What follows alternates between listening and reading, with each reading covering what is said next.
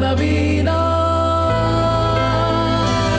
ತೊರೆಯ ನೀರದು ಹರಿದು ಹಳತನ್ನು ತೊರೆವಂತೆ ರಾಗ ಭಾವಗಳಿಲ್ಲಿ ನವನವೀನ ಮೊಗ್ಗು ದಳಗಳ ಬಿಡಿಸಿ ಕುಸುಮವನು ಪೊರೆವಂತೆ ರಾಗ ಭಾವಗಳಲ್ಲಿ ನವನವೀನ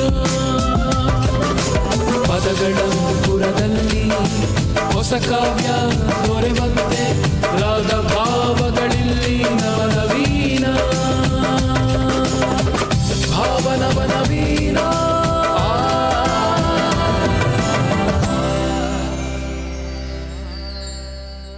ನಿಜದ ಸಂತಸದಲ್ಲಿ ಬಿರಿದ ಮಲ್ಲಿಗೆಯಿಂದ ಬರುವ ಕಂಪಿನ ಹೆಸರು ಪ್ರೇಮವೆಂದು, ನೀಲಾಂತರಿಕ್ಷದಲ್ಲಿ ಹೊಳೆವ ನಕ್ಷತ್ರಗಳ ಕಣ್ಣ ಸನ್ನೆಯ ಹೆಸರೇ ಪ್ರೇಮವೆಂದು. ಕನ್ನಡ ಕಾವ್ಯ ಲೋಕದಲ್ಲಿ ಪ್ರೀತಿ ಮತ್ತು ಪ್ರೇಮ ಅಂತ ನಾವು ಯೋಚನೆ ಮಾಡಿದ್ರೆ ನಮ್ಮ ಕಣ್ಮುಂದೆ ಬರದೆ ಘಮ್ ಅನ್ನೋ ಮಲ್ಲಿಗೆ ಅಂದರೆ KS ನರಸಿಂಹಸ್ವಾಮಿ. ಇವರ ಕಾವ್ಯದಲ್ಲಿ ಪ್ರೀತಿ, ಪ್ರೇಮ, ದಾಂಪತ್ಯ ಇವೆಲ್ಲ ಒಂದು ಸಂಭ್ರಮದ ರೀತಿ ಕಾಣುತ್ತೆ. ಏನಂತೀಯ ಪ್ರವೀಣ್? ಖಂಡಿತವಾಗೂ ಹೌದು. ಏಕೆಂದರೆ ಒಂದು ಹೆಣ್ಣಿಗೊಂದು ಗಂಡು ಹೇಗೋ ಸೇರಿ ಹೊಂದಿಕೊಂಡು ಕಾಣದೊಂದ ಕನಸ ಕಂಡು ಮಾತಿಗೊಲಿಯದ ಅಮೃತ ಉಂಡು ದುಃಖ ಹಗುರವೆನ್ನುತ್ತೀರೆ ಪ್ರೇಮವೆನಲು ಹಾಸ್ಯವೇ. ಅಲ್ಲಿ ಕ್ವೆಶ್ಚನ್ ಕೂಡ ಕೇಳ್ತಾರೆ. ದುಃಖ ಅಲ್ಲಿಗೆ ಒಂದು ಹೆಣ್ಣು ಮತ್ತು ಒಂದು ಗಂಡು ಹೊಂದಿಕೊಂಡು ಕಾಣದೊಂದ ಕನಸು ಕಂಡ ಮೇಲೆ ದುಃಖ ಅಲ್ಲಿ ಹಗುರವಾಗ್ಬಿಡುತ್ತೆ. ಹೌದು, ಅದನ್ನ ನಾವು ಪ್ರೇಮ ಅನ್ನೋದು ಖಂಡಿತ ಹಾಸ್ಯ ಅಲ್ವೇ ಅಲ್ಲ, ಅದು ಹಾಸ್ಯವೇ ಅಲ್ಲ. ಅಂಥ ಅದ್ಭುತವಾದ ಸಾಲುಗಳನ್ನು ಕೊಟ್ಟಿರುವಂಥ ಶ್ರೀ KS ನರಸಿಂಹಸ್ವಾಮಿ ಅವರ ಕವನಗಳ ಹಬ್ಬ ಆಚರಿಸ್ತಾ ಇದ್ದೀವಿ.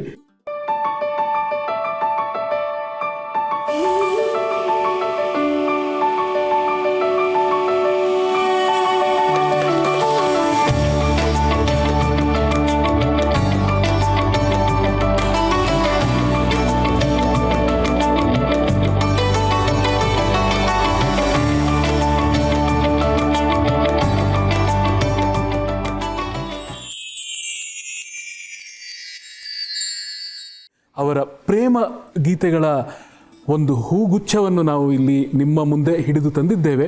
ಅದನ್ನು ಹಾಡಲಿಕ್ಕೆ ಸುಪ್ರಸಿದ್ಧ ಗಾಯಕರಾದ ಶ್ರೀನಿವಾಸ್ ಮೂರ್ತಿಯವರು ಮತ್ತು ದಿವ್ಯಾ ಸಚ್ಚಿದಾನಂದ ಅವರು ನಮ್ಮೊಂದಿಗೆ ಜೊತೆಯಾಗಲಿದ್ದಾರೆ.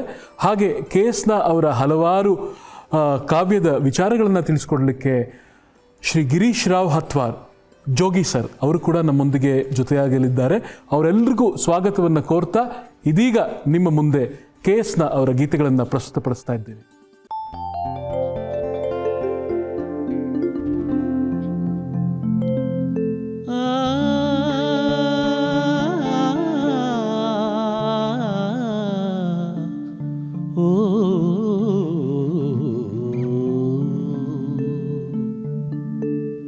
ಇವಳು ಯಾರು ಬಲ್ಲೆಯೇನು, ಇವಳ ಹೆಸರ ಹೇಳಲೇನು, ಇವಳು ಯಾರು ಬಲ್ಲೆಯೇನು, ಇವಳು ಯಾರು ಬಲ್ಲೆಯೇನು, ಇವಳ ಹೆಸರ ಹೇಳಲೇನು, ಇವಳ ದನಿಗೆ ತಿರುಗಲೇನು, ಇವಳು ಏತಕೋ ಬಂದು ನನ್ನ ಸೆಳೆದಳು, ಇವಳು ಯಾರು ಬಲ್ಲೆಯೇನು, ಇವಳ ಹೆಸರ ಹೇಳಲೇನು, ಇವಳ ದನಿಗೆ ತಿರುಗಲೇನು, ಇವಳು ಏತಕೋ ಬಂದು ನನ್ನ ಸೆಳೆದಳು.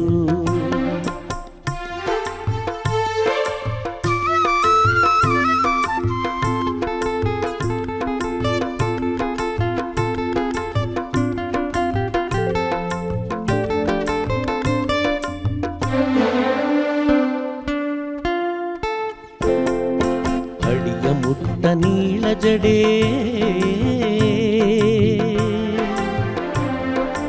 ಅಡಿಯ ಮುಟ್ಟ ನೀಳ ಜಡೆ, ಮುಡಿಯ ತುಂಬ ಹೂಗೆಡೆ,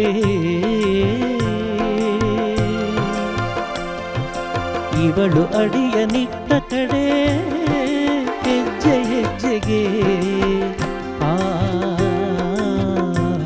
ಓ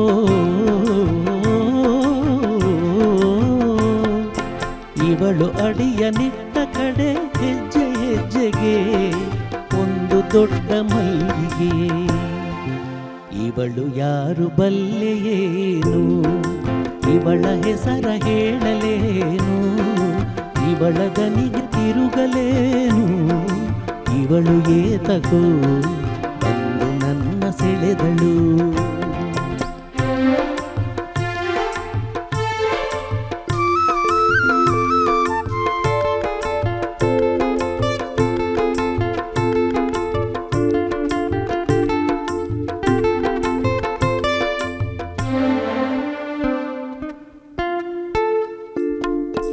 ಅಂಗಾಲಿನ ಸಂಜೆಗೆಂಪು,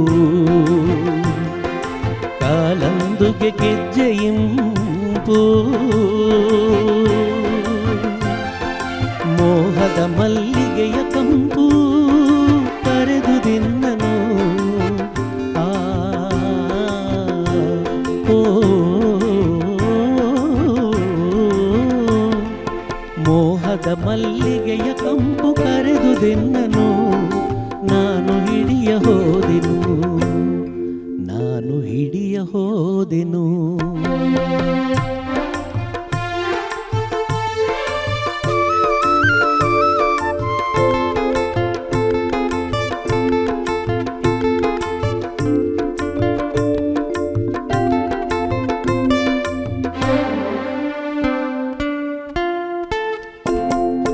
ಬಂಗಾರದ ಬೆಳಕಿನೊಳಗೆ ಮುಂಗಾರಿನ ಮಿಂಚು ಬೆಳಗ್ಗೆ, ಇಳಗಿಳಿದಿಹ ಮೋಡದೊಳಗೆ ಮೆರೆಯುತ್ತಿದ್ದಳು, ನನ್ನ ಕರೆಯುತ್ತಿದ್ದಳು. ಇವಳು ಯಾರು ಬಲ್ಲೆಯೇನು, ಇವಳ ಹೆಸರ ಹೇಳಲೇನು, ಇವಳ ದನಿಗೆ ತಿರುಗಲೇನು, ಇವಳು ಏತಕೋ ಬಂದು ನನ್ನ ಸೆಳೆದಳು. ಇವಳು ಯಾರು ಬಲ್ಲೆಯೇನು. ಶ್ರೀನಿವಾಸ್ ಅವರೇ, ಬಹಳ ಚೆನ್ನಾಗಿ ಹಾಡಿದ್ರಿ. ಧನ್ಯವಾದಗಳು. ಧನ್ಯವಾದಗಳು. ಇವಳು ಯಾರು ಬಲ್ಲೆಯೇನು GK ವೆಂಕಟೇಶ್ ಅವರ ಸ್ವರ ಸಂಯೋಜನೆಯ ಗೀತೆ. PB ಶ್ರೀನಿವಾಸ್ ಅವರು ಬಹಳ ಅದ್ಭುತವಾಗಿ ಹಾಡಿದ್ದಾರೆ. ಸರ್ವಕಾಲಿಕ ಸಾಂಗ್ ಅಂತಲೇ ಹೇಳ್ಬೋದು. ಎಲ್ಲರ ಬಾಯಲ್ಲೂ ನಲಿಯುವಂಥ ಹಾಡು. ನಾವೆಲ್ಲ ಈ ಹಾಡನ್ನು ಕೇಳಿ ಬೆಳೆದಿರುವಂಥ ಒಂದು ಅದ್ಭುತವಾದ ಗೀತೆ. ತುಂಬ ಚೆನ್ನಾಗಿ ಪ್ರಸ್ತುತಪಡಿಸಿದ್ರಿ. ಹಾಗೆ ಇವತ್ತು ನಮ್ಮೊಂದಿಗೆ ಮಾತನಾಡಲು KS ನರಸಿಂಹಸ್ವಾಮಿ ಅವರ ವಿಚಾರಗಳನ್ನು ಮತ್ತು ಅವರ ಗೀತೆಗಳ ಕುರಿತಾಗಿ, ಅವರ ಕಾವ್ಯದ ಕುರಿತಾಗಿ ಮಾತನಾಡಲು ಶ್ರೀ ಗಿರೀಶ್ ರಾವ್ ಹತ್ವಾರ್, ನಾವೆಲ್ಲ ಪ್ರೀತಿಯಿಂದ ಜೋಗಿ ಸರ್ ಅಂತ ಅವರನ್ನು ಕರಿತೀವಿ, ಅವರನ್ನು ವೇದಿಕೆಗೆ ಆಹ್ವಾನಿಸ್ತಾ ಇದ್ದೇನೆ.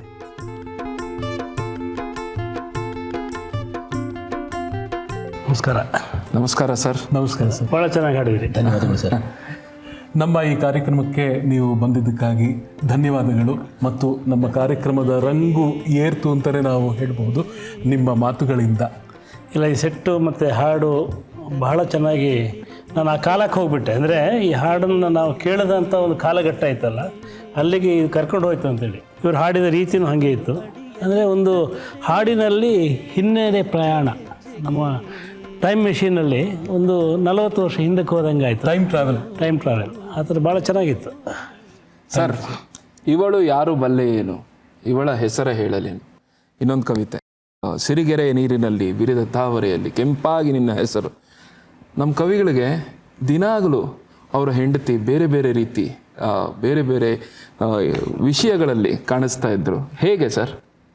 ಸ್ವಲ್ಪ ಹಿಂದೆ ಹೋಗಿ ಉತ್ತರ ಕೊಡೋದಾದರೆ, 1936ರಲ್ಲಿ KSನ ಮದುವೆ ಆಗುತ್ತೆ ಮೈಸೂರಲ್ಲಿ. 1942ರಲ್ಲಿ ಮೈಸೂರು ಮಲ್ಲಿಗೆ ಕ್ಯಾಸೆಟ್ ಬರುತ್ತೆ, ಸಂಕಲನ ಬರುತ್ತೆ. ಆ ಸಂಕಲನ ಬರೋ 6 ವರ್ಷಗಳಲ್ಲಿ ಅವರು 60 ಪ್ರೇಮ ಗೀತೆಗಳನ್ನ ಬರೀತಾರೆ. ಅಂದರೆ ದಾಂಪತ್ಯ ಪ್ರೇಮ ಗೀತೆಗಳು. ಒಂದು ಮಾತಿದೆ, ಪ್ರತಿಭಾ ನವೋನ್ಮೇಷ ಶಾಲಿನಿ ಅಂತ. ಅಂದರೆ ಪ್ರತಿಭೆ ದಿನಕ್ಕೂ ಹೊಸದಾಗಿ ಕಾಣಿಸುತ್ತೆ ಅಂತ. ಬಹುಶಃ ಆ ಕಾಲದಲ್ಲಿ ಮದುವೆ ಆದವರಿಗೆ ಹೆಂಡತಿ ಕೂಡ ಹೊಸದಾಗಿ ಕಾಣ್ತಿದ್ದಿಲ್ಲ. ಎಲ್ಲ ಪ್ರಯೋಗಗಳನ್ನು ಅವರು ತಮ್ಮ ಪತ್ನಿಯ ಮೇಲೆ ಮಾಡಿದ್ದಾರೆ, ವೆಂಕಮ್ಮನ ಮೇಲೆ. ಅವರ ಮನೆಯಲ್ಲಿ ನೀವು ಹೋಗಿ ನೋಡಿದ್ರೆ ಆ ನಿಜವಾದ ದಾಂಪತ್ಯ ಕಾಣ್ತಾ ಇತ್ತು. ಈ ಕಾಲದ ಕವಿಗಳ ಥರ ಬದುಕೊಂದು ಕವಿತೆ ಒಂದು ಆಗಲಿಲ್ಲ ಅವರಲ್ಲಿ. ಬದುಕು ಕವಿತೆ ಎರಡೂ ಒಂದಾಗಿ ಬೆರೆತಂಥ ಒಂದು ಅದ್ಭುತವಾದ ಪ್ರೇಮ ಸಂಕಲನ ಅದು. ಈಗ ಹಾಡು ಕೂಡ ಭಾಳ ಚೆನ್ನಾಗಿದೆ. ಇದರಲ್ಲಿ ಒಂದು ಸ್ಟ್ಯಾಂಜಾ ಇದೆ, ಯಾವುದು ಸಿನಿಮಾದಲ್ಲಿ ಬಳಸ್ಕೊಂಡಿಲ್ಲ ಅನಿಸುತ್ತೆ. ತಾರೆಯಿಂದ ತಾರೆಗೆ ಅವಳು ಅಡಿ ಹಿಡಿಯುವುದ ಕಂಡೆನು. ಅಂದರೆ ಒಂದು ನಕ್ಷತ್ರದಿಂದ ಇನ್ನೊಂದು ನಕ್ಷತ್ರಕ್ಕೆ ಅವಳು ದಾಟಿಕೊಳ್ಳುವುದನ್ನು ಕಂಡೆನು. ಹೂವನ್ನೆಸೆದು ಹೋದಳವಳು, ಒಂದೆರಡನ್ನು ತಂದೆನು. ತಂದ ಹೂವೇ ಇನಿತು ಮಧುರ, ಮುಡಿದ ಅವಳ ನೆನೆಯಿರಿ ಅಂತ. ಎಷ್ಟು ಅದ್ಭುತವಾಗಿದೆ ನೋಡಿ. ಅಂದರೆ ಅವಳು ಎಸ್ದು ಹೋದ ಹೂವನ್ನು ಹೆಕ್ಕೊಂಬುದೀನಿ, ಅದೆಷ್ಟು ಚೆನ್ನಾಗಿದೆ. ಇಲ್ಲಾಂದರೆ ಮುಡಿದವಳು ಹೆಂಗಿರಬೇಕು ಅಂತ. ಅಂದರೆ ಪ್ರೇಮದ ಉತ್ಕಟ ಅವಸ್ಥೆ. ಆಮೇಲೆ ಹೆಣ್ಣನ್ನು ಗೌರವಿಸುವಂಥ, ಪ್ರೀತಿಸುವಂಥ ಒಂದು ರೀತಿ KSನಾಗಿ ಮಾತ್ರ ಸಾಧ್ಯ. KSನ ಈ ನೆಲದಲ್ಲಿರುವ ಕವಿತೆಯನ್ನು, ಈ ನೆಲದಲ್ಲಿರುವ ಭಾವವನ್ನು ಆಕಾಶಕ್ಕೆ, ಎತ್ತರಕ್ಕೆ ಕವಿತೆಯ ಮೂಲಕ ತಗೊಂಡು ಹೋದವರು. ಅವರಿಗೆಲ್ಲ ಬಾನು ಬರುತ್ತೆ, ಹಕ್ಕಿ ಬರುತ್ತೆ, ಕಾಮನಬಿಲ್ಲು ಬರುತ್ತೆ. ಅವರ ಪದ್ಯವನ್ನು ಕಸ್ತೂರಿಯ ನೆಲದಲ್ಲಿ ಬಿತ್ತಿ ಬೆಳೆದ ಕಾಮನಬಿಲ್ಲು ಅಂತ ಕರೆದಿದ್ದಾರೆ ಮುನ್ನುಡಿಯಲ್ಲಿ. ಹೀಗಾಗಿ KSನ ನಮ್ಮ ಕಾಲದ ಒಂದು ಅದ್ಭುತ. ಸರ್, ಮತ್ತೊಂದು ಪ್ರಶ್ನೆ. KSನ ಅಂದರೆ ಪ್ರೇಮನ ದಾಂಪತ್ಯನ? KSನ ಅಂದರೆ ನನಗೆ ದಾಂಪತ್ಯ. ಯಾಕಂದರೆ ಆಗ ಮದುವೆ ಮೊದಲ ಪ್ರೇಮ ಇರಲಿಲ್ಲ. ಅದು ಇಂಗ್ಲೀಷ್ ಕವಿತೆಗಳಲ್ಲಿ ಇತ್ತು, ಕನ್ನಡ ಕವಿತೆಗಳಲ್ಲಿ ಇರಲಿಲ್ಲ. ಅವರು ಕೀಟ್ಸ್ನಿಂದ ಸ್ಫೂರ್ತಿಗೊಂಡು ಪದ್ಯಗಳನ್ನು ಬರೆದರೂ ಕೂಡ ಎರಡು ಚಿಕ್ಕದಾಗಿ ಬರುತ್ತೆ ಅವರಲ್ಲಿ. ಪ್ರೇಮ ಅಂದರೆ ತೋಟಗಾರನ ತಂಗಿ ಚಂದಮ್ಮ ಬಹಳೆಂದು ಕಾದಿರುವೆನ ಅವಳಿಗಾಗಿ, ಈ ಥರದ ಪದ್ಯಗಳಲ್ಲಿ ಮದುವೆಯ ಮೊದಲನ ಸಣ್ಣದೊಂದು ಪ್ರೇಮ ಪ್ರಸಂಗ ಬರುತ್ತೆ. ಬಟ್ ಉಳಿದಿದ್ದೆಲ್ಲ ದಾಂಪತ್ಯದಲ್ಲೇ ಬರೋದವರು. ಅಂದರೆ ಮದುವೆ ಆಗುತ್ತೆ, ಅವರು ಮದುವೆಯಾಗಿ ಮಾವನ ಮನೆಗೆ ಹೋಗ್ತಾರೆ. ಒಂದು ಒಳ್ಳೆಯ ಸಾಲಿದೆ, ಒಬ್ಬಳೇ ಮಗಳೆಂದು ನೀವೇಕೆ ಕೊರಗುವಿರಿ, ಒಬ್ಬಳೇ ಮಡದಿಯನಾಗೆ, ಹಬ್ಬದ ಊಟದ ನಡುವೆ ಕಣ್ಣೀರ ಸುರಿಸುದಿರಿ, ಸುಮ್ಮನಿರಿ ಮಾವನವರೇ. ನಮ್ಮ ಇಂದಿನ ಹಾಡುಗಳಿಗೆ ಅತ್ಯಂತ ಸುಮಧುರವಾದ ಸ್ಪರ್ಶವನ್ನು ನೀಡ್ತಿರೋವಂಥ ನಮ್ಮ ಎಲ್ಲ ಕಲಾವಿದರ ಪರಿಚಯ ಮಾಡಿಕೊಡ್ಲಿಕ್ಕೆ ಇಷ್ಟಪಡ್ತೇನೆ. ಕೀಬೋರ್ಡ್ನಲ್ಲಿ ಅದ್ಭುತವಾದ ಕೀಬೋರ್ಡ್ ವಾದಕರು ನಗರ ಕೃಷ್ಣ ಉಡುಪ ಅವರಿದ್ದಾರೆ. ಗಿಟಾರ್ ವಾದನದಲ್ಲಿ ಸಮರ್ಥ್ ದೇಸಾಯಿ, ಕೊಳಲು ವಾದನದಲ್ಲಿ ನಿರಂಜನ್ ಹೆಗ್ಡೆ, ತಬಲಾ ವಾದನದಲ್ಲಿ MC ಶ್ರೀನಿವಾಸ್, ರಿದಮ್ ಪ್ಯಾಡ್ನಲ್ಲಿ ಸುಮುಖ್ ರವಿಶಂಕರ್. ಮುಂದಿನ ಗೀತೆ ತೆರಳೋಣ. ಮುಂದಿನ ಗೀತೆ ಹಕ್ಕಿಯ ಹಾಡಿಗೆ ತಲೆದೂಗುವ ಹೂ ನಾನಾಗುವ ಆಸೆ. ಈ ಹಾಡನ್ನು ಹಾಡಲಿಕ್ಕೆ ನಾನು ದಿವ್ಯಾ ಸಚ್ಚಿದಾನಂದ ಅವರನ್ನ ವೇದಿಕೆಗೆ ಆಹ್ವಾನಿಸ್ತಾ ಇದ್ದೀನಿ. ದಿವ್ಯಾ ಅವರೇ, ದಯವಿಟ್ಟು ಬನ್ನಿ. ಹಕ್ಕಿಯ ಹಾಡಿಗೆ ತಲೆದೂಗುವ ಹೂ ನಾನಾಗುವ ಆಸೆ. ಏನು ಈ ಹಾಡಿನ ಬಗ್ಗೆ ಸ್ವಲ್ಪ ಹೇಳ್ತೀರಾ? ಬಹುಶಃ ಈ ಹಾಡು ಮೈಸೂರು ಮಲ್ಲಿಗೆ ಸಿನಿಮಾದಲ್ಲಿ ಬಳಕೆ ಆಗಿದೆ. ಆ ಸಿನಿಮಾದಲ್ಲಿ ಬಳಕೆಯಾದ ಈ ಹಾಡು ಇದೆಯಲ್ಲ, ಇದು KSನವರ ಮನೋಧರ್ಮವನ್ನು ಸೂಚಿಸುವಂಥ ಹಾಡು ಅಂತ. ಅವರಿಗೆ ಹಕ್ಕಿ ಅಂದರೆ ಭಾಳ ಇಷ್ಟ, ಹಾಡು ಅಂದರೆ ಭಾಳ ಇಷ್ಟ. ನಾನೊಂದು ಸಂದರ್ಭ ಹೇಳಬೇಕು ನಿಮಗೆ. ನಾನು KSನವರ ಮನೆಗೆ ಹೋಗ್ತಿದ್ದೆ. ಅವ್ರ ಮನೆ ನಮ್ಮ ರಿಂಗ್ ರೋಡಲ್ಲಿತ್ತು. ಇಟ್ಟುಮಡು ಮತ್ತು ಬಿಗ್ ಬಜಾರ್ ಮಧ್ಯದಲ್ಲಿ ರಿಂಗ್ ರೋಡ್ನ ಪಕ್ಕದ ರಸ್ತೆಯಲ್ಲಿ ಅವ್ರ ಮನೆ ಇತ್ತು. ನಾನು ಕನ್ನಡಪ್ರಭದ ದೀಪಾವಳಿ ವಿಶೇಷಾಂಕಕ್ಕೆ ಅವರ ಕವನಗಳನ್ನು ಕೇಳಲಿಕ್ಕೆ ಹೋಗ್ತಾಯಿದ್ದೆ. ಅವರನ್ನು ಕೇಳಲಿಕ್ಕೆ ಹೋಗ್ತಿದ್ದಾಗ ಅವರ ಮನೆಯ ಮುಂದೆ ಒಂದು ಬೆತ್ತದ ಕುರ್ಚಿ ಹಾಕ್ಕೊಂಡು ಕೂತ್ಕೊಂಡಿರ್ತಿದ್ರು. ಆ ಬೆತ್ತದ ಕುರ್ಚಿ ಹಾಕ್ಕೊಂಡು ಕೂತಿದ್ದು ಪಕ್ಕದಲ್ಲಿ ವೆಂಕಮ್ಮನವರು ನಿಂತಿರ್ತಿದ್ರು, ಕಾಫಿ ಇಟ್ಕೊಂಡು ಏನೋ. ಇವ್ರಿಗೆ ನಶೆ ಹಾಕೋ ಅಭ್ಯಾಸ ಇತ್ತು. ಇವ್ರ ಜೇಬಲ್ಲಿ ಹಿಂಗೆ ಒಂದು ಕೈ ಜೇಬಲ್ಲಿ ಇಟ್ಕೊಂಡಿರೋದು ನಶೆ ಇರೋದು. ಆಗಾಗ ಆ ನಶೆಯನ್ನು ಸೇವನೆ ಮಾಡ್ತಾಯಿದ್ರು. ಆಮೇಲೆ ಇನ್ನೊಂದು ಜೇಬಲ್ಲಿ ಒಂದು ಖರ್ಚೀಪು, ಅದನ್ನು ಒರೆಸ್ಕೊಳ್ಳೋದಕ್ಕೆ, ಇಲ್ಲದ್ರೆ ಬಟ್ಟೆಗೆಲ್ಲ ಆಗುತ್ತೆ ಅಂತ. ಅಲ್ಲಿ ಹೋದಾಗ ವೆಂಕಮ್ಮನವ್ರು ಬನ್ನಿರಿ ಏನು ಬೇಕು ಅಂತ ಕೇಳೋರು. ಇವರು ಒಂದು ಪದ್ಯ ಬೇಕಾಗಿತ್ತು ನನ್ನ ದೀಪಾವಳಿ ವಿಶೇಷಾಂಕಕ್ಕೆ ಸರ್ಗೆ ಹೇಳಿ ಅಂತೇಳಿ. ಇವರು ಆಗಲ್ಲ ಅಂತ ಹೇಳೋರು ಅವರು. ನಾನು ಸ್ವಲ್ಪ ಹೊತ್ತು ಕೂತ್ಕೋತಿದ್ದೆ. ವೆಂಕಮ್ಮನವರು ನಾಳೆ ಬನ್ನಿ ಬರ್ಕೊಡ್ತಾರೆ ಅಂತ. ಒಂದು ಅಷ್ಟು ಕಾನ್ಫಿಡೆನ್ಸ್ ಗಂಡನ ಮೇಲೆ. ಅವ್ರು ಹೇಳ್ತಿರ್ಲಿಲ್ಲ, ನಾಳೆನೂ ಆಗಲ್ಲ ಏನೂ ಆಗಲ್ಲ ಹೋಗು ಅಂತ ಹೇಳೋರು. ಆಮೇಲೆ ಮಾರನೇ ದಿನ ಹೋದರೆ ವೆಂಕಮ್ಮ ಒಂದು ಕಾಫಿ ಕೊಟ್ಟಿದ್ದರು. ಇವ್ರ ಜೇಬಲ್ಲಿ ಕವಿತೆ ಬರೆದಿಟ್ಟಿದ್ರು. ಅಲ್ಲಿ ಒಂದು ಪದ್ಯ ನನಗೆ ಎಷ್ಟು ಚೆನ್ನಾಗಿ ಜ್ಞಾಪಕ ಇದೆ ಅಂದರೆ, ಆ ಪದ್ಯದ 4 ಸಾಲು ನೋಡಿ. ಆಗ ಬರೆದಾಗ ಅವರ ಕೊನೆಯ ದಿನಗಳು ಆಲ್ಮೋಸ್ಟ್. ಅಲ್ಲಿ ಒಂದು ಪದ್ಯ ಇದೆ, ಬತ್ತಿದ ಕೆರೆ ಅಂಗಳದಲ್ಲಿ ಹಾಡು ಹಕ್ಕಿ ಸತ್ತಿದೆ, ಅದರ ಕಥೆಯ ಕೇಳಲಿಕ್ಕೆ ಯಾರಿಗೆ ಪುರುಸುತ್ತಿದೆ ಅಂತ. ಹಕ್ಕಿಯ ಹಾಡಿಗೆ ತಲೆದೂಗುವ ಹೂ ನಾನಾಗುವ ಆಸೆ ಅಂತ ಬರೆದವರು ಕೊನೆಯ ದಿನಗಳಲ್ಲಿ ಬತ್ತಿದ ಕೆರೆ ಅಂಗಳದಲ್ಲಿ ಹಾಡು ಹಕ್ಕಿ ಸತ್ತಿದೆ, ಅದರ ಕಥೆಯ ಕೇಳಲಿಕ್ಕೆ ಯಾರಿಗೆ ಪುರುಸುತ್ತಿದೆ ಅಂತ. ಅಂದರೆ ಒಂದು ಕಾಲಘಟ್ಟದಿಂದ ಒಂದು ಕಾಲಘಟ್ಟಕ್ಕೆ ಒಂದು ಹಕ್ಕಿಯ ಮೂಲಕ ಒಂದು ರೂಪಕವನ್ನು ತರ್ತಾರೆ. ಅವರು ಹಕ್ಕಿ ಹಾಡಿಗೆ ತಲೆದೂಗುವ ಹೂ ನಾನಾಗುವ ಆಸೆ ಅಂತ ಬರೆದಾಗ ಅವರ ಯೌವನ ದಿನಗಳು, ಹಕ್ಕಿ ಹಾಡು ಎಲ್ಲ ಇತ್ತು. ಆದರೆ ಹಕ್ಕಿಯ ಹಾಡಿಗೆ ತಲೆದೂಗುವ ಹೂ, ಇದು ಹಾಡು ಹಕ್ಕಿ ಸತ್ತಿದೆ ಅಂತ ಬರೆದಾಗ ಅದೆಲ್ಲ ಕನಸುಗಳು ಕಮರಿ ಹೋಗಿದ್ವು, ಭಾಷೆ ಬದಲಾಗಿತ್ತು, ಜನರ ಆ ಅವಶ್ಯಕತೆಗಳು ಬದಲಾಗಿತ್ತು, ಒಂದು ಹೊಸ ಜಗತ್ತು ಉಟ್ಕೊಂಡ್ಬಿಟ್ಟಿತ್ತು. ಈ ಬದಲಾವಣೆಯನ್ನು ಈ ಹಾಡಲ್ಲಿ ತಂದರು. ಹೀಗಾಗಿ ನಾನು 2 ಹಾಡುಗಳನ್ನು ಒಟ್ಟಿಗೆ ಇಟ್ಟು ನೋಡ್ತೀನಿ. ಆಮೇಲೆ ಈ ಹಾಡನ್ನು ಸಿನಿಮಾದಲ್ಲಿ ಬಳಸಿದಾಗ ಒಂದು ಸ್ಟ್ಯಾಂಜಾನ ಕೊನೆಯಲ್ಲಿ ಹಾಡ್ತಾರೆ ಅವರು. ಆ ಹಾಡು ಇವ್ರು ಹಾಡಿದಾಗ ನಾನು ಹೇಳ್ತೀನಿ ಯಾವ ಸಾಲು ಅಂತ, ಅದನ್ನು ಕೊನೆಯಲ್ಲಿ ಹಾಡ್ತಾರೆ. ಅದು ಕೊನೆಯಲ್ಲಿ ಹಾಡಿದಾಗ ಎಷ್ಟು ಅದ್ಭುತವಾದ ಅನುಭವ ಕೊಡುತ್ತೆ ಅಂದರೆ, ಇದ್ದಕ್ಕಿದ್ದಂಗೆ ಈ ಹಕ್ಕಿಯ ಹಾಡು ನಮ್ಮ ಎದೆಯ ಹಾಡಾಗಿಬಿಡುತ್ತೆ, ಅವರ ಪ್ರೀತಿಯ ಹಾಡಾಗಿಬಿಡುತ್ತೆ. ಅಷ್ಟೆಲ್ಲ ಕಷ್ಟ ನಿಷ್ಠುರಗಳನ್ನು ಎದುರಿಸಿಕೊಂಡು ಬಂದ ಒಂದು ಜೀವ ಇದೆಯಲ್ಲ, KS ಕೂಡ ಕಷ್ಟಗಳನ್ನೇ ಎದುರಿಸ್ಕೊಂಡು ಬಂದವರು. ಅವರು ಸುಖವಾಗಿ ಬದುಕಲಿಲ್ಲ. ಅವ್ರಿಗೆ ಅಂದರೆ ಮಕ್ಕಳಿದ್ರು, ಅವ್ರಿಗೆ ಸಂಬಳ ಜಾಸ್ತಿ ಇರಲಿಲ್ಲ, ಏನೋ ಒಂದು ಮನೆ ಮಾಡ್ಕೊಂಡಿದ್ರು. ಅವರ ಮನೆಗೆ ಹೋಗಿದರೆ ನಿಮಗೆ ದಾಂಪತ್ಯದ ಒಂದು ಕಷ್ಟದ ಚಿತ್ರ ಕಾಣಿಸ್ತಾ ಇತ್ತು. ಬಟ್ ಯಾವತ್ತೂ ಕೂಡ ಅವರ ಕವಿತೆಗಳಲ್ಲಿ ಆ ಕಷ್ಟ ಕಾಣಿಸ್ಲೇ ಇಲ್ಲ ಅಂತ. ದಾಂಪತ್ಯವನ್ನು ಅವರು ಕಷ್ಟ ಅಂತ ಭಾವಿಸಲಿಲ್ಲ, ದಾಂಪತ್ಯವನ್ನು ನಿಕೃಷ್ಟವಾಗಿ ಕಾಣಲಿಲ್ಲ. ಯಾವತ್ತೂ ತನ್ನ ಹೆಂಡತಿಗಾಗಲಿ ತನ್ನ ಮನೆಯವರಿಗಾಗಲಿ ಅವರ ಬಗ್ಗೆ ಕೆಟ್ಟದನ್ನು ಮಾತಾಡಲಿಲ್ಲ. ದಾಂಪತ್ಯವನ್ನು ಒಂದು ದಿವ್ಯ ವೃತ್ತದಂತೆ ಕಂಡವರು ಅವರು. ಹಾಗಾಗಿ ಅವರೆಲ್ಲ ಪದ್ಯಗಳಲ್ಲಿ ದಾಂಪತ್ಯದ ಉಲ್ಲಾಸದ ಚಿತ್ರಗಳೇ ಕಾಣಿಸ್ತವೆ ನಿಮಗೆ. ಅದ್ಭುತ ಅದು ಬಹುಶಃ ಅಂಥ ಕವಿತೆಗಳನ್ನು ಬರೆಯೋದು ಸುಲಭ ಅಲ್ಲ ಅದು. ಧನ್ಯವಾದಗಳು. ಈಗ ಕೇಳೋಣ ಗೀತೆ. ಹಕ್ಕಿಯ ಹಾಡಿಗೆ ತಲೆದೂಗುವ ಹೂ ನಾನಾಗುವ ಆಸೆ. ನಾನು ಕೂಡ ಕಾಯ್ತಾ ಇದ್ದೀನಿ ಹಾಡಿಗೆ. ಸ್ವರ ಸಂಯೋಜನೆ ಡಾಕ್ಟರ್ C. ಅಶ್ವಥ್ ಅವ್ರದ್ದು. ಅದನ್ನು ಈಗ ದಿವ್ಯಾ ಅವರು ಪ್ರಸ್ತುತಪಡಿಸ್ತಿದ್ದಾರೆ.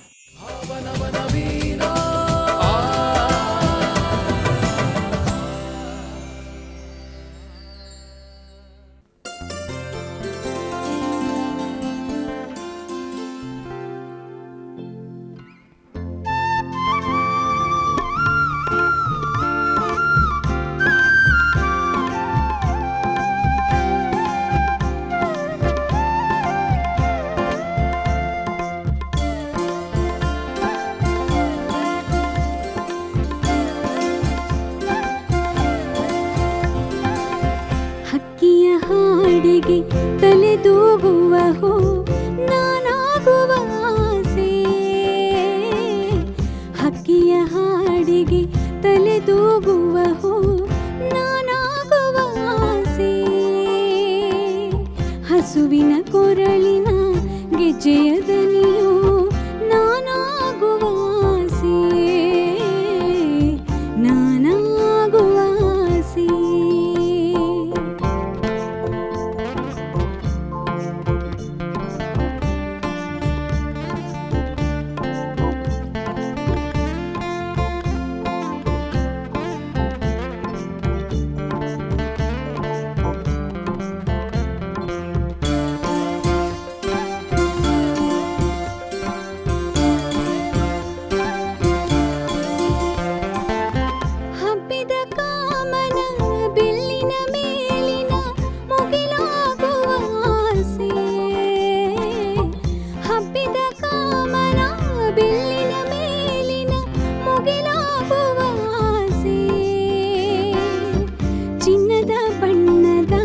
ಜಿಂಕೆಯ ಕಣ್ಣಿನ ಮಿಂಚಾಗುವ ಆಸೆ.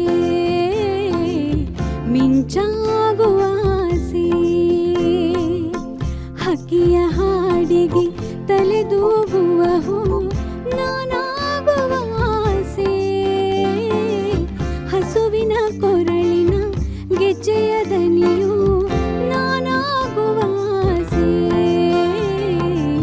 ನಾನಾಗುವ ಆಸೆ.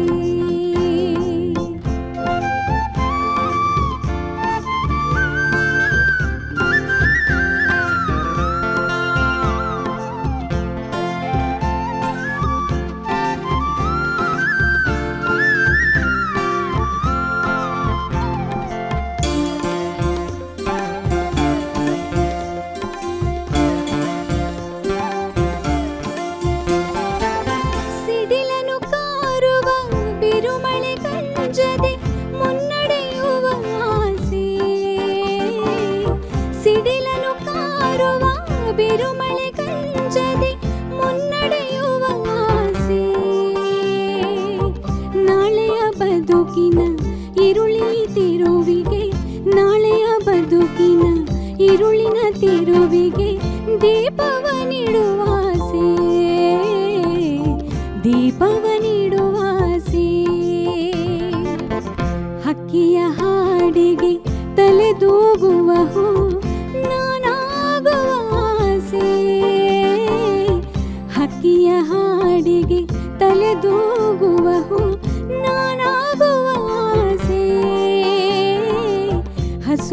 ಕೊರಳಿನ ಗೆಜ್ಜೆಯ ದನಿಯೋ ನಾನಾಗುವ ಆಸೆ,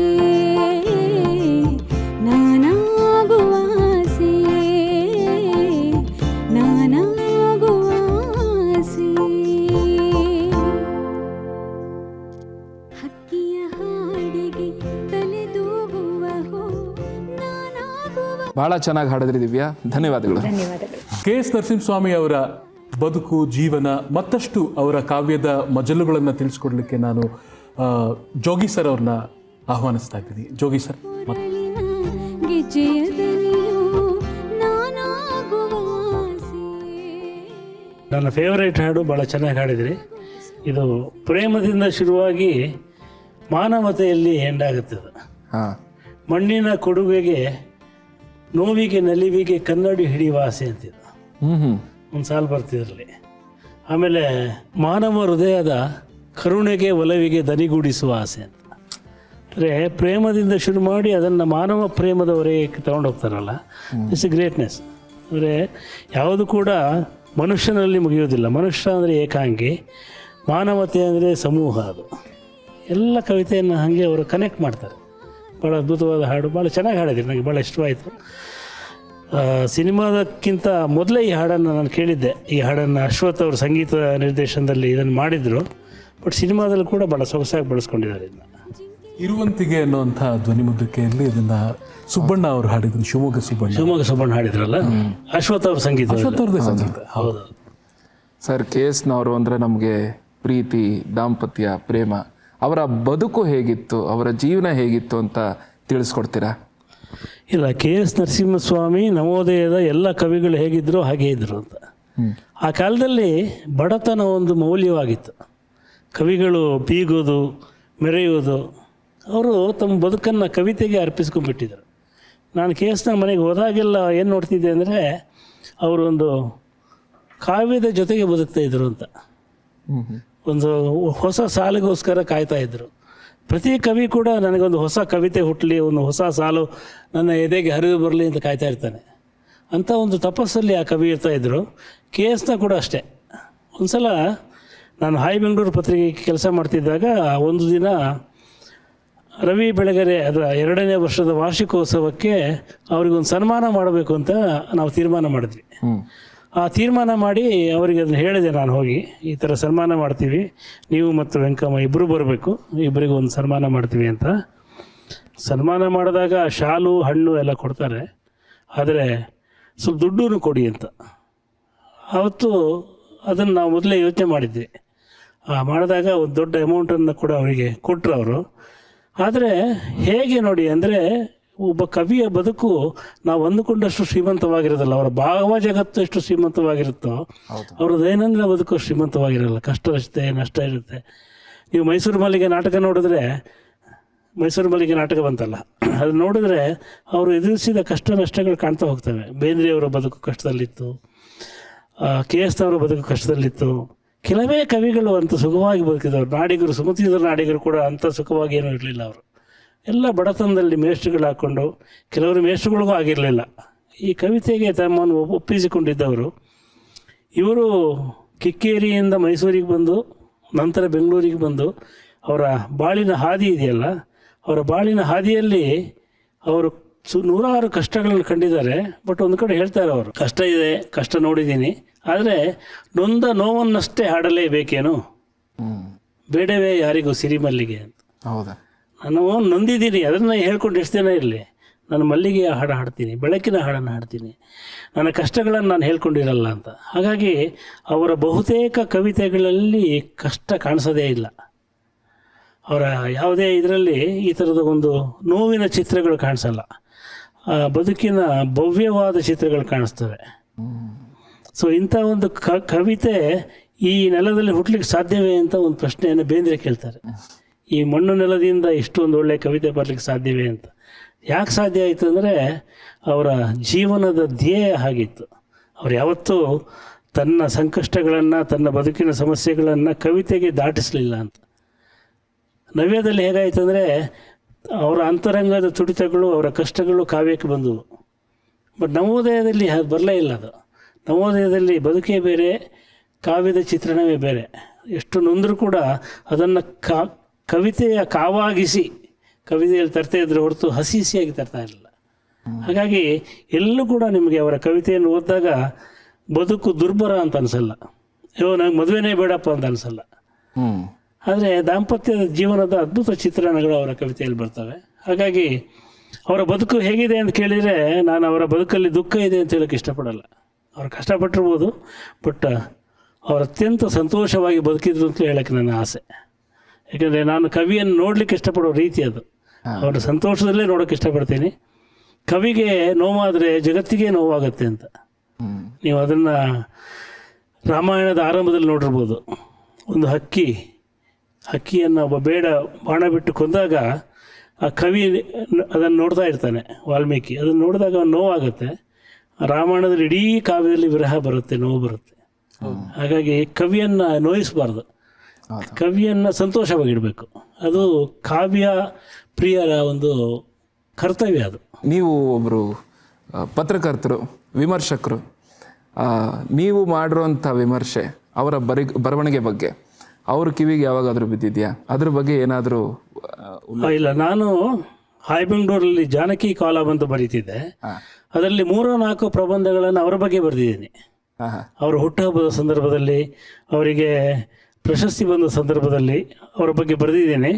ಅವರ ಬಗ್ಗೆ ಬರೆದಿದ್ದೇನೆ, ಅವ್ರು ಭಾಳ ಇಷ್ಟಪಟ್ಟಿದ್ದಾರೆ. ನಾನು ಹೇಳಿದ್ದಲ್ಲ, ಅವರ ಮನೆಯ ಎದುರುಗಡೆ ಹಾದು ಹೋಗ್ತಿದ್ದಾಗ ಆ ಕಟ್ಟೆಯ ಮೇಲೆ ಅವರು ಬಿದಿರಿನ ಕುರ್ಚಿಯಲ್ಲಿ ಕೂತ್ಕೊಂಡಿರೋದು, ಪಕ್ಕದಲ್ಲಿ ವೆಂಕಮ್ಮನವರು ನಿಂತಿರೋದು. ಅವ್ರ ಮನೆಗೆ ಹೋದಾಗ ಒಂದು ಕಾಫಿ ಮಾಡಿ ತಂದು ಕೊಡೋರು ಅವರು. ಆ ಕಾಫಿಯನ್ನು ಕುಡಿದು ಅವ್ರ ಜೊತೆ ಸ್ವಲ್ಪ ಹೊತ್ತು ಕೂತಿದ್ರೆ ಅವ್ರಿಗೆ ಕೊನೆಯ ದಿನಗಳಲ್ಲಿ ಕಣ್ಣು ಕಾಣ್ತಿರ್ಲಿಲ್ಲ, ಬರೆಯೋದಕ್ಕಾಗ್ತಿರ್ಲಿಲ್ಲ. ಒಬ್ಬ ಗೆಳೆಯರನ್ನು ಕರೆದು ಅವ್ರ ಮೂಲಕ ಪದ್ಯಗಳನ್ನು ಡಿಕ್ಟೇಟ್ ಮಾಡಿಸ್ತಾಯಿದ್ರು. ಆ ಡಿಕ್ಟೇಟ್ ಮಾಡಿಸಿ ಇನ್ನೊಬ್ಬ ಬರಿತಾ ಇದ್ದಂಥ ಆ ದಿನಗಳನ್ನು ನೋಡಿದ್ದೀನಿ. ಸೊ ಇದನ್ನೆಲ್ಲ ಇಟ್ಕೊಂಡು ನಾನು ಹೇಗೆ ಒಬ್ಬ ಕವಿ ನನ್ನನ್ನು ಕಾಡ್ತಾ ಹೋದ, ಹೇಗೆ ಒಬ್ಬ ಕವಿ ನನ್ನ ಮನಸ್ಸಲ್ಲಿ ಉಳಿದು ಬಿಟ್ಟಿದ್ದಾನೆ ಅಂತ ಹೇಳೋದನ್ನು ಬರೆದಿದ್ದೆ. ನಾನು ಮೊದಲಿಂದಲೂ ಕಾವ್ಯಪ್ರಿಯ. ನನಗೆ KS ಅವರ ಸುಮಾರು ಪದ್ಯಗಳು ಬೈಹಾಟ್ ಬಿಡ್ತವೆ. ಅಂದರೆ ಅವರ ಮೈಸೂರು ಮಲ್ಲಿಗೆಯ ಬಹುತೇಕ ಪದ್ಯಗಳು ನನ್ನ ಮನಸ್ಸಲ್ಲಿವೆ, ನನ್ನ ಬಾಯಲ್ಲಿವೆ. ಹೀಗಾಗಿ ಅವರ ಪ್ರತಿಯೊಂದು ಪದ್ಯವನ್ನು ಕೇಳಿದಾಗ ಕೂಡ ಒಂದು ಸಂತೋಷ ಏನಾಗುತ್ತೆ ಅಂದರೆ, ಕನ್ನಡದಲ್ಲಿ ಈ ಬಗೆಯ ಕಾವ್ಯ ಸಾಧ್ಯವಾಯ್ತಲ್ಲ ಅಂತ. ಅಂದರೆ ನಾವು ಇವತ್ತು ನೋಡಿ, KS Narasimhaswamy, HS Venkateshamurthy, NS Lakshminarayana ಭಟ್ರು, BR ಲಕ್ಷ್ಮಣರಾವ್, ಇಲ್ಲಿಂದ ಈ ಕಡೆ ಬಂದರೆ ನಮಗೆ ಈ ಜಗತ್ತಿನ ಕಾವ್ಯವೇ ಇಲ್ಲ. ಆನಂತರ ಬಂದ ಕಾವ್ಯ ಇದೆಯಲ್ಲ, ಅದೆಲ್ಲ ಒಂದು ಸ್ವಲ್ಪ ಕಡು ಕಷ್ಟದ ಕಾವ್ಯಗಳು. ಅದಂದರೆ ಕಷ್ಟ ಅಂದರೆ ಕಾವ್ಯದಲ್ಲೂ ಕಷ್ಟ ಇದೆ, ನಮ್ಗೆ ಓದೋಕ್ಕೂ ಕಷ್ಟ ಆಗುತ್ತೆ. ಅಂದರೆ ಸಿದ್ಧತೆ ಇಲ್ಲದೆ ಆ ಕಾವ್ಯ ಓದೋಕ್ಕಾಗಲ್ಲ. ಬಟ್ ಈ ಕಾವ್ಯ ಇದೆಯಲ್ಲ, ಇದು ನೇರವಾಗಿ ಬದುಕಿಂದ ಹುಟ್ಟಿದ್ದು.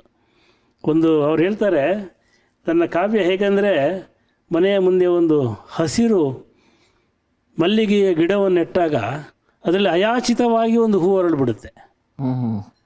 ಆ ಹೂವಿಗೆ ಆ ಗಿಡ ಬಿಸಿಲಿನ ಬೇಗೆಯನ್ನು ತಡೆಯುತ್ತೆ, ಮಳೆಯ ಒಂದು ಬಿರುಸನ್ನು ತಡೆಯುತ್ತೆ. ನೀವು ನೀರು ಹಾಕದೇ ಇದ್ದರೂ ಅದು ಹಸುರಾಗಿರುತ್ತೆ. ಒಂದಿನ ಹಸುರು ಬಳ್ಳಿಯಲ್ಲಿ ಬಿಳಿಯ ಹೂವನ್ನು ಅರಳಿಸೋದು ಇದೆಯಲ್ಲ, ಅದು ಕವಿತೆ ಅಂತ. ಅಂದರೆ ಅದು ಹಸುರು ಗಿಡ, ಅಂದರೆ ಮನುಷ್ಯನ ಬದುಕಿನ ಬಣ್ಣ ಬೇರೆ, ಬಟ್ ಅರಳುವ ಹೂವಿನ ಬಣ್ಣ ಬೇರೆ, ಅರಳುವ ಕವಿತೆಯ ಬಣ್ಣ ಬೇರೆ ಅಂತ. ಅದು ಬಹಳ ಅದ್ಭುತವಾಗಿದೆ. ಅದು ಅವರೇ ಹೇಳಿದ್ದು. ಸೊ ಹೀಗಾಗಿ ಅವರ ಬದುಕು ಏನೇ ಆಗಿರ್ಬೋದು, ನಾನು ಏನೇ ಬರೆದಿರ್ಬೋದು, ಬಟ್ ಅವರು ಜೀವನವನ್ನು ನೋಡುವ ರೀತಿ ನಮಗೆ ಮಾದರಿ ಅಂತ. ಮುಂದಿನ ಗೀತೆ, ಅಂತಿಂತ ಹೆಣ್ಣು ನೀನಲ್ಲ, ನಿನ್ನಂಥ ಹೆಣ್ಣು ಇನ್ನಿಲ್ಲ. P. ಕಾಳಿಂಗರಾವ್ ಅವರ ಸ್ವರ ಸಂಯೋಜನೆಯಲ್ಲಿ ಅವರೇ ಹಾಡಿರುವಂಥ ಗೀತೆ ತುಂಬಿದ ಕೊಡ ಚಿತ್ರದಲ್ಲಿ ಮೂಡಿ ಬಂದಿದೆ. ಅದ್ಭುತವಾದ ಗೀತೆ. ಆಮೇಲೆ ಈ ಕವಿತೆ ಬಗ್ಗೆ ಹೇಳೋದಾದ್ರೆ ಸರ್, ಕಾಂಪ್ಲಿಮೆಂಟ್ ಕೊಡೋದಿದ್ರೆ ಹೀಗೆ ಕೊಡಬೇಕು ಅಲ್ವಾ? ಒಂದು ಕಾಂಪ್ಲಿಮೆಂಟ್, ಎಷ್ಟು ರೀತಿಯ ಕಾಂಪ್ಲಿಮೆಂಟ್ಸ್ ಇದೆ, ಒಂದೊಂದು ಲೈನ್ ಕೂಡ ಒಂದೊಂದು ಕಾಂಪ್ಲಿಮೆಂಟು. ಆ ಕಾಂಪ್ಲಿಮೆಂಟಲ್ಲಿ ನನ್ನನ್ನು ಕೂಡ ನಾನು ಸೇರಿಸ್ಕೊಂಡು, ನಾನು ನಡುದಾರಿಯಲ್ಲಿ ನನ್ನೂರು ಸುಳಿಮಿಂಚು ನೂರು ಹೊನ್ನೂರು, ಕೊನೆಗೆ ಕಾದಿರಲು ನಾನು ನಿನಗಾಗಿ ನೀ ಬರುವೆ ಚೆಲುವೆ ಹೊಳೆಯಾಗಿ. ಆಕೆಯ ಮುಡಿ, ತುರುಬು, ಜಡೆ, ಕಣ್ಣು ಎಲ್ಲ, ಅಂದರೆ ಒಂದು ಹೆಣ್ಣನ್ನು ಪೂರ್ತಿಯಾಗಿ ವರ್ಣಿಸಿರುವಂಥ ಪದ್ಯ ಭಾಳ ಅಪರೂಪ. ಈ ಥರ ಪದ್ಯ ಅವರಲ್ಲಿ, ಅವರು ಹೆಣ್ಣನ್ನು ವರ್ಣಿಸಿರುವಂಥ ಪದ್ಯ ಇಲ್ಲ. ಅವರು ಸಿರಿಗೆರೆಯ ನೀರಿನಲ್ಲಿ ಬಿರಿದ ತಾವರೆಯಲ್ಲಿ ಕೆಂಪಾಗಿ ನಿನ್ನ ಹೆಸರು, ಈ ಥರ ಅಂದರೆ ಒಂದು ರೂಪಕವಾಗಿ ಹೇಳ್ತಾ ಹೋಗಿದ್ದಾರೆ. ಬಟ್ ಇದರಲ್ಲಿ ನೇರವಾಗಿ ಅಂತಿಂಥ ಹೆಣ್ಣು ನೀನಲ್ಲ, ನಿನ್ನಂಥ ಹೆಣ್ಣು ಇನ್ನಿಲ್ಲ. ಅದರಲ್ಲಿ ಹೇಳಿದ್ರಲ್ಲ ಆ ಸಾಲು ಭಾಳ ಚೆನ್ನಾಗಿದೆ. ಕಾದಿರಲು ನಾನು ನಿನಗಾಗಿ ನೀ ಬರುವೆ ಚೆಲುವೆ ಹೊಳೆಯಾಗಿ ಅಂತ. ಹೊಳೆ ಎಷ್ಟು ಮುಖ್ಯ ಅಂದರೆ ಅದಕ್ಕೊಂದು ರೂಪಕ ಇದೆ. ಅಂದರೆ ನನ್ನ ಭಾವ ಎದೆ ಹೊಲ ಇದೆಯಲ್ಲ, ಎದೆ ನೆಲ ಇದೆಯಲ್ಲ, ಅದು ಒಣಗಿದೆ. ಸೊ ನೀನು ಬಂದಾಗ ಮತ್ತೆ ತಂಪಾಗುತ್ತೆ, ಮತ್ತೆ ಒದ್ದೆ ಆಗುತ್ತೆ. ಸೊ ಮತ್ತೆ ಅಲ್ಲಿ ಹಸಿರು ಬಿತ್ತಿ ಬೆಳೀಲಿಕ್ಕೆ ಸಾಧ್ಯ ಅಂತ. ಹಾಗಾಗಿ ನೀ ಬರುವೆ ಚೆಲುವೆ ಹೊಳೆಯಾಗಿ ಅಂತ. ಹೊಳೆ ಅಂದರೆ ಒಂದು ಹೊಸ ನಾಗರಿಕತೆ, ಹೊಸ ಎಲ್ಲ ಆರಂಭ ಅದು. ಸೊ ಆ ರೀತಿಯಾಗಿ ಮಳೆಯಾಗಿ ಹೊಳೆಯಾಗಿ ಈ ಥರ ಬರೆದಾಗ ಒಂದು ಎಷ್ಟು ಸಂತೋಷ ಆಗುತ್ತಲ್ಲ ನಮಗೆ, ಒಂದು ಹೊಳೆ ನೋಡಿದಾಗ, ಮಳೆ ನೋಡಿದಾಗ. ಈ ರೀತಿ ಹೆಣ್ಣನ್ನು ತನ್ನ ಬದುಕಿಗೆ ಬಂದ ಹೊಳೆ ಅಂತ, ಹೆಣ್ಣನ್ನು ಹೊಳೆ ಅಂತ ಕರೀತಾರೆ, ಗಂಡನ ಬಾವಿ ಅಂತ ಕರೀತಾರೆ. ಯಾಕಂದರೆ ಇದರಲ್ಲೇ ಇರ್ತಾನೆ, ಹೆಣ್ಣು ಹರಿದು ಹೋಗುತ್ತೆ, ಜೀವನದಿ. ಸೊ ಇದನ್ನೆಲ್ಲ ಒಂದು ಸಾಲಲ್ಲಿ ತಂದುಬಿಟ್ಟಿದ್ದಾರೆ ಅವರು. ಅದು ಅದ್ಭುತವಾದ ಹಾಡು. ಆ ಹಾಡು ಕೇಳೋಣ ಈಗ. ಶ್ರೀನಿವಾಸ ಮೂರ್ತಿ ಅವರನ್ನು ಮತ್ತೊಮ್ಮೆ ನಾನು ಆಹ್ವಾನಿಸ್ತಾ ಇದ್ದೀನಿ.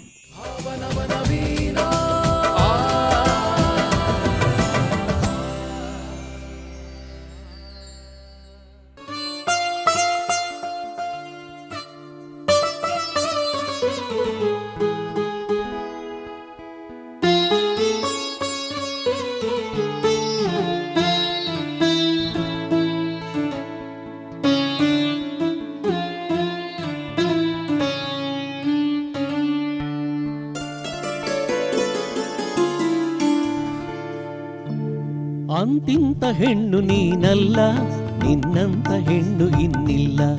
ಅಂತಿಂತ ಹೆಣ್ಣು ನೀನಲ್ಲ, ನಿನ್ನಂತ ಹೆಣ್ಣು ಇನ್ನಿಲ್ಲ. ಹೆಡೆ ಹೆಡೆಯ ಸಾಲು ತುರುಬೆಲ್ಲ, ಕೊಡಿನಿಂದ ಹೂವು ಮೇಲೆಲ್ಲ. ಹೆಡೆ ಹೆಡೆಯ ಸಾಲು ತುರುಬೆಲ್ಲ, ಕೊಡಿನಿಂದ ಹೂವು ಮೇಲೆಲ್ಲ. ತೆರೆ ತೆರೆಯ ಹೊರಳು ಕುರುಳೆಲ್ಲ, ಸುಳಿ ಮಿಂಚು ಕಂಡ ಹೊರಳೆಲ್ಲ. ತೆರೆ ತೆರೆಯ ಹೊರಳು ಕುರುಳೆಲ್ಲ, ಸುಳಿ ಮಿಂಚು ಕಂಡು ಹೊರಳೆಲ್ಲ. ಅಂತಿಂತ ಹೆಣ್ಣು ನೀನಲ್ಲ, ನಿನ್ನಂತ ಹೆಣ್ಣು ಇನ್ನಿಲ್ಲ.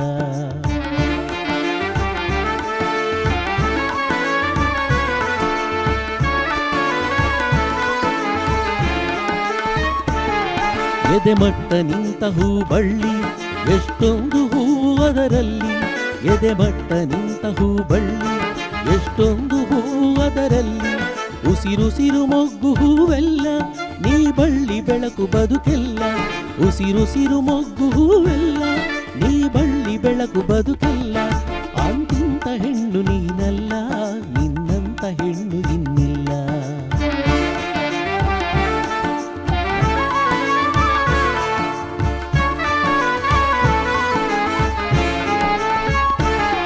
ನಡುದಾರಿಯಲ್ಲಿ ನನ್ನೂರು, ಗುಡಿ ಮಿಂಚಿ ನೂರು ಹೊನ್ನೂರು. ನಡುದಾರಿಯಲ್ಲಿ ನನ್ನೂರು, ಗುಡಿ ಮಿಂಚಿ ನೂರು ಹೊನ್ನೂರು. ಮುನ್ನೂರು ಮಿಂಚು ಹೊಳೆದಂತೆ, ನೀ ಬಂದರೆ ನಗೆ ಸಿರಿವಂತೆ. ಮುನ್ನೂರು ಮಿಂಚು ಹೊಳೆದಂತೆ, ನೀ ಬಂದರೆ ನಗೆ ಸಿರಿವಂತೆ. ಅಂತಿಂತ ಹೆಣ್ಣು ನೀನಲ್ಲ, ನಿನ್ನಂತ ಹೆಣ್ಣು ಇನ್ನಿಲ್ಲ.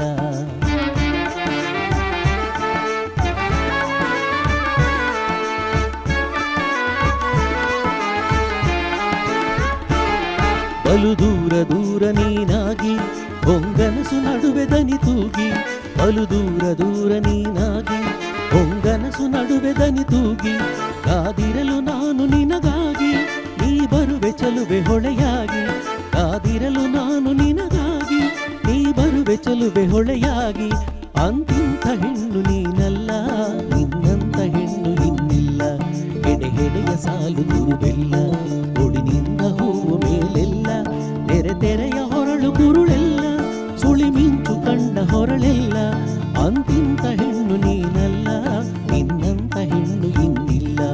ಅಂತಿಂತ ಹೆಣ್ಣು ನೀನಲ್ಲ. ಅಂತಿಂತ ಹೆಣ್ಣು ನೀನಲ್ಲ. ಏನು ಹಾಡಿದ್ರಿ ಸರ್? ಧನ್ಯವಾದಗಳು. ಸೂಪರ್. ಅಂತಿಂತ ಹೆಣ್ಣು ನೀನಲ್ಲ, ನಿನ್ನಂತ ಹೆಣ್ಣು ಇನ್ನಿಲ್ಲ. ಅಂತಿಂತ ಕೇಸ್ನ ಅವರ ಕವನಗಳಲ್ಲಿ ಸಾಕಷ್ಟು ಕಥೆಗಳು ಬರುತ್ತೆ. ಎಷ್ಟೊಂದು ಕಥೆಗಳನ್ನು ಸುಲಲಿತವಾಗಿ ತುಂಬಾ ಎಲ್ಲರಿಗೂ ಅರ್ಥವಾಗೋ ಥರ ಹೇಳ್ತಾರೆ. ಈ ಕಥನ ಕವನಗಳು ಒಂದು ಪ್ರಕಾರ ಕೂಡ ಆ ಕಾವ್ಯದಲ್ಲಿ. ಸೊ ಇದ್ರ ಬಗ್ಗೆ ಏನು ಹೇಳಲಿಕ್ಕೆ ಇಷ್ಟಪಡ್ತೀನಿ? ಕನ್ನಡದಲ್ಲಿ ಕಥನ ಕವನಗಳನ್ನು ಸರಿಯಾಗಿ ಆರಂಭಿಸಿದವರಂದರೆ ಸೂರ ಮೆಕ್ಕುಂಡಿಯವರು. ಅವ್ರದ್ದು ನೀವು ಹಲವಾರು ಕವನಗಳೇ ಒಂದು ಕಥೆಯ ರೂಪದಲ್ಲಿರ್ತವೆ. ಬಟ್ KS ಏನು ಮಾಡಿದ್ದಾರೆ ಅಂದರೆ ಬದುಕಿನ ಕಥೆಗಳನ್ನು ಈಗ ದಾಂಪತ್ಯ ಜೀವನ ಇದೆಯಲ್ಲ, ಮೊದಲು ಹೆಣ್ಣನ್ನು ನೋಡೋದು, ಮದುವೆ ಆಗೋದು, ಅವಳು ತವರು ಮನೆಗೆ ಹೋಗೋದು ಬಸರಾಗಿ, ತವರು ಮನೇಲಿದ್ದಾಗ ತವರು ಮನೇಲಿ ಅವ್ರಿಗೆ ಬಳೆ ತೊಡಿಸೋದು, ಬಳೆಗಾರ ಬಂದು ಆಗ ಅದನ್ನು ಅದಕ್ಕೆ ಇವರು ಮಾವನ ಮೇಲೆ ಸಿಟ್ಟು ಮಾಡ್ಕೊಂಡು ಅಲ್ಲಿ ಹೋಗದೇ ಇರೋದು. ಮುನಿಸು ಮಾವನ ಮೇಲೆ ಮಗಳೇನ ಮಾಡಿದಳು ನಿಮಗೆ ತಕಿ ಕಲ್ಲು ಮನಸ್ಸು, ಹೋಗದೇ ಇರೋದು. ಆಮೇಲೆ ಅದಾದ ನಂತರ ತವರ ಸುಖದೊಳಗೆನ್ನ ಮರೆತಿ ಹೇಳು ಎನ್ನದಿರಿ, ಅಂದರೆ ಆಕೆ ಒಂದು ಪತ್ರ ಬರೆಯೋದು, ನಾನು ಬರಬೇಕು ವಾಪಸ್ ಬರ್ತಾಯಿದ್ದೆ, ಇನ್ನೂ ತಂಗಿಯ ಮದುವೆ ತಿಂಗಳಿಗೆ ಒಂದು ತಿಂಗಳಾದ್ಮೇಲೆ ಬರ್ತೀನಿ, ಆಮೇಲೆ ನಿಲ್ಲುವೇನೆ ನಾನು ಇಲ್ಲೇ ಅಂತ, ಹಿಂಗೆ ಬರ್ತೀನಿ ನಾನು ವಾಪಸ್ ಅಂತೇಳಿ. ಬಂದ ಮೇಲೆ ಮಕ್ಕಳಾಗೋದು, ಮಗು ಹುಟ್ಟೋದು. ಒಂದು ಒಳ್ಳೆಯ ಸಾಲಿದೆ ನೋಡಿ, ತುಂಗಭದ್ರೆ ಹೊಳೆಯಲ್ಲ ವರುಷದ ಮಗಳು ಅಂತ ಇವ್ರ ಮಗಳ ಬಗ್ಗೆ ಬರೆದಿದೆ. ಅಂದರೆ ತುಂಗಭದ್ರೆಗೆ 1 ವರ್ಷ ಆಗಿದೆ, ಆಕೆ ಹೊಳೆಯಲ್ಲ ವರುಷದ ಮಗಳು, ಎರಡರ್ಥ. ವರ್ಷದ ಮಗಳು ಅಂದರೆ 1 ವರ್ಷದ ಮಗಳು, ಆಮೇಲೆ ವರ್ಷ ಅಂದರೆ ಮಳೆ, ಹೌದು, ತುಂಗಭದ್ರೆ ಅಂದರೆ ಹೊಳೆ. ಆ ತುಂಗಭದ್ರೆ ಅಂತ ಹೇಳುವ ಹೊಳೆ ಮಳೆಯ ಮಗಳು ಅಂತ, ವರುಷದ ಮಗಳು ಅಂತ. ಹೀಗೆ ಕವನದಲ್ಲಿ ತಮ್ಮ ಜೀವನವನ್ನು ಹೇಳ್ತಾ ಹೋದರು ಅಂತೇಳಿ. ಅಂದರೆ ಪ್ರತಿಯೊಂದು ಕವಿತೆ ಕೂಡ 10 ವರ್ಷದ ಹಿಂದೆ ಮುತ್ತೂರ ತೇರಿನಲ್ಲಿ ಅಂತ ಒಂದು ಪದ್ಯ ಇದೆ, ಅದು ಅತ್ತಿತ್ತ ಸುಳಿದವರು ನೀವಲ್ಲವೇ ಅಂತ. ಅಲ್ಲಿ ಒಂದು ಹೆಣ್ಣು, ಅದು ಅವರ ಕವಿತೆಯಲ್ಲಿ ಬರುವ ಮೊದಲ ಹೆಣ್ಣಿನ ಭಾವನೆ ಅದು. ಹೌದು, ಅದು ಒಂದು ಹೆಣ್ಣು ಮಾತಾಡುತ್ತಲ್ಲ, ಅಲ್ಲಿ ಹೇಳ್ತಾರೆ 10 ವರ್ಷದ ಹಿಂದೆ ಮುತ್ತೂರ ತೇರಿನಲ್ಲಿ ಅತ್ತಿತ್ತ ಸುಳಿದವರು ನೀವಲ್ಲವೇ ಅಂತ. ಆಕೆ ಜ್ಞಾಪಿಸ್ಕೊಂಡಂಗೆ ಬರುತ್ತದು.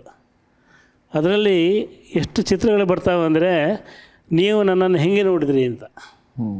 ಆಮೇಲೆ ಇವರು ಊರಿಗೆ ಹೋಗಿದ್ದಾಗ, ನಾನು ಹೇಳಿದ್ನಲ್ಲ ಕಥನ ಕವನ ಅಂದರೆ, ಅವಳು ಊರಿಗೆ ಹೋಗಿದ್ದಾಗ ಹೊಸಿಲ ಬಳಿ ಬಂದೊಡನೆ ಬಾಗಿಲನ್ನು ತೆರೆವಾಕೆ, ಹೆಸರೇನು ಏನು ಆಕೆ ಮನೆಯವಳಿಲ್ಲ, ಬಿಸಿಲಿನಲ್ಲಿ ನೆರಳಿನಲ್ಲಿ ಪಕ್ಕದಲ್ಲಿ ನಲಿಯುವಾಕೆ, ಹಸಿರು ಕುಪ್ಪಸದ ಆಕೆ ಮನೆಯಲ್ಲಿಲ್ಲ ಅಂತ. ಅಂದರೆ ಇಡೀ ಒಂದು ಚಿತ್ರಣ ಕೊಟ್ಬಿಡ್ತಾರೆ. ಹೀಗಾಗಿ ಅದು ನಮ್ಮ ಕಥೆಗಳು ಅನ್ನಿಸ್ತವೆ. ಈ ಕವಿತೆಗಳಲ್ಲಿ ಭಾವ ಮಾತ್ರ ಇಲ್ಲ, ಕತೆ ಕೂಡ ಇದೆ, ಭಾವುಕತೆಯೂ ಇದೆ. ಫಸ್ಟ್ ಟೈಮ್ ಅವಳನ್ನು ನೋಡ್ಲಿಕ್ಕೆ ಹೋದಾಗ ತವರೂರ ದಾರಿಯಲ್ಲಿ ತೆಂಗುಗಳು ತಲೆದೋಗಿ ಬಾಳೆಗಳು ತೋಳ ಬೀಸಿ, ಇಡೀ ಚಿತ್ರಣ. ಅಂದರೆ ನೀವೊಂದು ಕ್ಯಾಮ್ರಾ ಹಿಡ್ಕೊಂಡು ಅವ್ರ ಊರಿಗೆ ಹೋದಂಗೆ ಇರುತ್ತೆ. ಹೀಗಾಗಿ ನೀವು ಹೇಳಿದ ಕತೆ ಅಂತ ಹೇಳೋದು ನಿಜ. ಅದು ನಾಗಾಭರಣ ಸರ್ ಹೇಳ್ತಾ ಇದ್ರು, ಮೈಸೂರು ಮಲ್ಲಿಗೆ ಚಿತ್ರ ಕಟ್ಟೋದಕ್ಕೆ ಸ್ಟೋರಿ ಅಂತ ಹುಡುಕಿದಾಗ ನರಸಿಂಹಸ್ವಾಮಿ ಅವರ ಕವನಗಳಲ್ಲೇ ಎಲ್ಲ ಕಂಪ್ಲೀಟ್ ಸ್ಕ್ರೀನ್ ಪ್ಲೇ ಬಂದ್ಬಿಡ್ತು ನಮಗೆ ಅಂತ. ಒಂದು ಕವನ ಸಂಕಲನ ಅದು ಬರೆಸಿಕೊಂಡ ಕೆಲವು ವರ್ಷಗಳ ನಂತರ ಒಂದು ಸಿನಿಮಾ ಆಗತ್ತೆ, ಅದೇ ಕವನ ಸಂಕಲನ ಒಂದು ನಾಟಕ ಆಗುತ್ತೆ, ಬೇರೆ ಬೇರೆ ರೂಪಗಳಲ್ಲಿ. ಆಮೇಲೆ ಬಹುಶಃ 5-6 ತಲೆಮಾರಿನವರು ಈ ಹಾಡುಗಳನ್ನ ಹಾಡಿದ್ದಾರೆ. ಬಹುಶಃ ಎಲ್ರಿಗೂ ಗೊತ್ತಿದೆ ಒಂದು ಕತೆ. ಇವರು ಧಾರವಾಡಕ್ಕೆ ಹೋದಾಗ ಅಲ್ಲೊಬ್ಬ ಭಿಕ್ಷುಕ ಹಾಡ್ತಾ ಇದ್ದಂತೆ, ಇವರು ಹಾಡು ಹಾಡಿಬಿಟ್ಟು ದುಡ್ಡು ಕೊಡಿದ್ದು ಕೇಳಿದಂತೆ. ಅಂದರೆ ಒಬ್ಬ ಕವಿ ಜನಪದ ಆಗೋಗ್ತಾನೆ ಅಂತ. ಒಂದು ಕಾಲದಲ್ಲಿ ಮೈಸೂರು ಸೀಮೆಯಲ್ಲಿ ಇವರ ಮೈಸೂರ ಮಲ್ಲಿಗೆ ಕಾವ್ಯ ಒಂದು ಜನಪದ ಕಾವ್ಯ ಆಗೋಯ್ತು ಅಂತ. ಪ್ರತಿಯೊಂದು ಮನೆಯ ಚಿತ್ರ ಕೊಡೋಯ್ತು ಅಲ್ಲಿ. ಏನಂದರೆ, ಸಂಜೆಗೆನ್ನ ಪಯಣವೆಂದು ತಿಳಿದಳೆನ್ನ ಸುಂದರಿ, ನನ್ನ ಮುಂದೆ ಬಂದು ನಿಂತು ತಡೆದಳಿಂತು ವಿನಯದಿ ಅಂತ, ಹೋಗಬೇಡಿ ಅಂತ ಹೇಳ್ತಾಳೆ ಅವಳು. ಸೊ ಇವನು ಅದನ್ನು ಧಿಕ್ಕರಿಸಿ ಹೋಗ್ತಾನೆ. ಇನ್ನೆಂದು ಬರುವಿನೆಂದೆನ್ನ ಕೇಳಿದಳು, ಇನ್ನೊಂದು ತಿಂಗಳಿಗೆ ಎಂದು ಹೇಳಿದನು ಅಂತ ಒಂದು ಪದ್ಯ ಇದೆ ಅವರದು. ಅದು ಪಯಣಿಸುವ ವೇಳೆಯಲ್ಲಿ ಬಂದು ಅಡಿಗೆರಗಿ ಅಂತ ಒಂದು ಪದ್ಯ. ಹೋಗಬೇಡಿ ಅಂತ ಹೇಳ್ತಾಳೆ, ಯಾವಾಗ ಬರ್ತೀರಿ ಕೇಳ್ತಾನೆ, ನೆಕ್ಸ್ಟ್ ಮಂತ್ ಬರ್ತೀನಿ ಅಂತ ಹೇಳ್ತಾನೆ. ಇವ್ರ ಅಂಗಡಿಗೆ ಅಂದರೆ ರೈಲ್ವೆ ನಿಲ್ದಾಣಕ್ಕೆ ಹೋಗೋ ದಾರಿಯಲ್ಲಿ ಕಂಡೊಬ್ಬ ಹಣ್ಣು ಮಾರುವನು ಹೊರಟು ಹೋದುದು ಬಂಡಿ ಎಂದು ಹೇಳಿದೆನು ಅಂತ. ಹಿಂದಿರುಗಿ ಬಂದೆನ್ನ ಒಂದೇ ಮಾತಿನಲ್ಲಿ ತಿಂಗಳಾಯಿತೆ ಎಂದಳೆನ್ನ ಹೊಸ ಹುಡುಗಿ ಅಂತ. ಅಂದರೆ ತುಂಟದಾನ ನೋಡಿ ಅಲ್ಲಿ. ಯಾವಾಗ ಬರ್ತಾನೆ, 1 ತಿಂಗಳಲ್ಲಿ ಬರ್ತೀನಿ ಅಂತ ಹೇಳ್ತಾನೆ, ಟ್ರೈನ್ ಹೊರಟೋಗಿರುತ್ತೆ, ಕೂಡಲೇ ಬರ್ತಾನೆ, ಆಯಿತಾ 1 ತಿಂಗಳು ಕೇಳ್ತಾನೆ. ಈ ಥರದ ಒಂದು ದಾಂಪತ್ಯದ ಸಣ್ಣ ಸನ್ನಿವೇಶಗಳು, ರಸಮಯ ಸನ್ನಿವೇಶಗಳು, ಈ ಥರ ಚಿತ್ರಗಳನ್ನ ಕೊಡ್ತಾ ಹೋದರು. ಹಾಗಾಗಿ ಇದು ಕತೆ ಅನಿಸುತ್ತೆ ನಮಗೆ. ಕತೆನಲ್ಲೂ ಇದೇ ಬರ್ತಿತ್ತು. ಹಿಂಗೆ ಆ ಕಾಲದಲ್ಲಿ ಬರ್ತಿದ್ದಂಥ ಸಾಯಿಸುತ್ತೆ ಅವರ ಕಾದಂಬರಿ ಆಗಿರ್ಬೋದು, ಅಥವಾ ಬೇರೆ ಕಾದಂಬರಿಗಳಲ್ಲಿ ಈ ಥರ ಒಂದು ದಾಂಪತ್ಯ ಚಿತ್ರ ಬರೋದು ನಮಗೆ. ಅನುಪಮ ನಿರಂಜನ ಬರೆದಿದ್ದು, CN ಮುಕ್ತ ಬರೆದಿರೋದು. ಹೀಗಾಗಿ ಕಾದಂಬರಿಯನ್ನು ಓದಿ ಒಂದು ಬದುಕನ್ನು ಅರ್ಥ ಮಾಡ್ಕೊಳ್ಳೋದಕ್ಕೂ ಕವಿತೆಯ ಚುಟುಕು ಸಾಲಲ್ಲಿ ಅರ್ಥ ಮಾಡ್ಕೊಳ್ಳೋದಕ್ಕೂ ಭಾಳ ವ್ಯತ್ಯಾಸ ಇದೆ. ಹೀಗಾಗಿ ಇವರು ಬಹಳ ಬೇಗ ದಕ್ಕಿಬಿಟ್ರು ಅಂತ. ಅಂದರೆ ಇದು ನಮ್ಮ ಜೀವನದ ಕಥೆ ಅಂತ. ಅದಕ್ಕೆ ಇವರು ಒಂದು ಮುನ್ನುಡಿ ಬರೆದಿದ್ದಾರೆ, ಲಕ್ಷ್ಮೀನಾರಾಯಣ ಭಟ್ರು, ಮೈಸೂರು ಮಲ್ಲಿಗೆ. ಈ ಕವಿ ಮೊದಲ ಇನ್ನಿಂಗ್ಸ್ನಲ್ಲೇ ಹೊಡೆದ ಸಿಕ್ಸರ್ಗಳು ಅಂತ ಇದನ್ನು. ಸೊ ಇಂಥ ಒಂದು ದಾಂಪತ್ಯ ಜೀವನದ ಚಿತ್ರಗಳನ್ನು ಕೊಟ್ಟು, ಕಥೆಗಳನ್ನು ಕೊಟ್ಟು ಕವಿ ನಮ್ಮಲ್ಲಿ ಒಂದಾಗೋದಿದೆಯಲ್ಲ ಅದು ಬಹಳ ಅಪರೂಪದ ಸನ್ನಿವೇಶ. ಇವತ್ತು ಕಾವ್ಯ ಓಡಲ್ಲ ಇವತ್ತು, ಬಟ್ ಆಗ ಕಾವ್ಯವೇ ಜನಜೀವನವಾಗಿಬಿಟ್ಟಿತ್ತು. ಹೌದು ಹೌದು ಹೌದು. ಈಗ ತಡ ಮಾಡದೆ ನಮ್ಮ ಮುಂದಿನ ಗೀತೆಯನ್ನು ಪ್ರಸ್ತುತಪಡಿಸುವಂತಹ ಸಮಯ ಬಂದಿದೆ. ರಾಯರು ಬಂದರು ಮಾವನ ಮನೆಗೆ ರಾತ್ರಿಯಾಗಿತ್ತು. ಅದ್ಭುತವಾದಂಥ ಗೀತೆ, ಚಲನಚಿತ್ರದಲ್ಲೂ ಬಂದಿದೆ. ಇದರ ಸ್ವರ ಸಂಯೋಜನೆ ಮಾಡಿರೋರು ಡಾಕ್ಟರ್ ಸಿ ಅಶ್ವಥ್, ಹಾಗೂ ಇದನ್ನು ಹಾಡ್ತಾ ಇರೋದು ದಿವ್ಯ.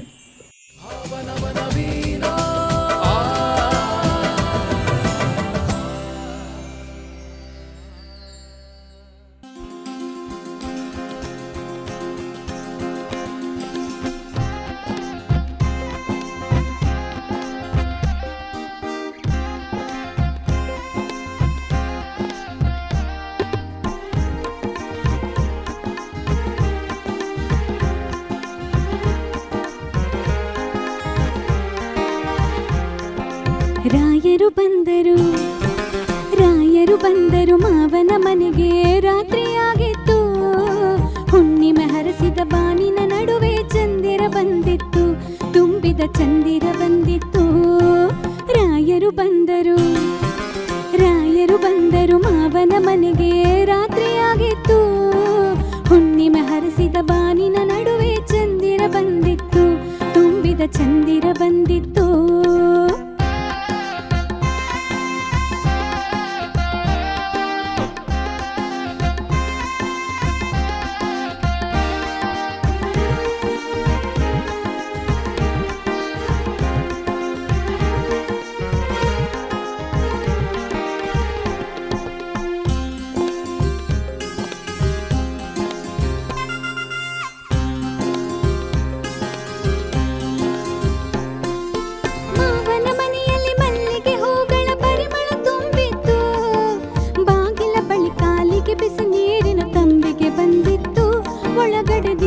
ಬೆಳಕಿತ್ತು.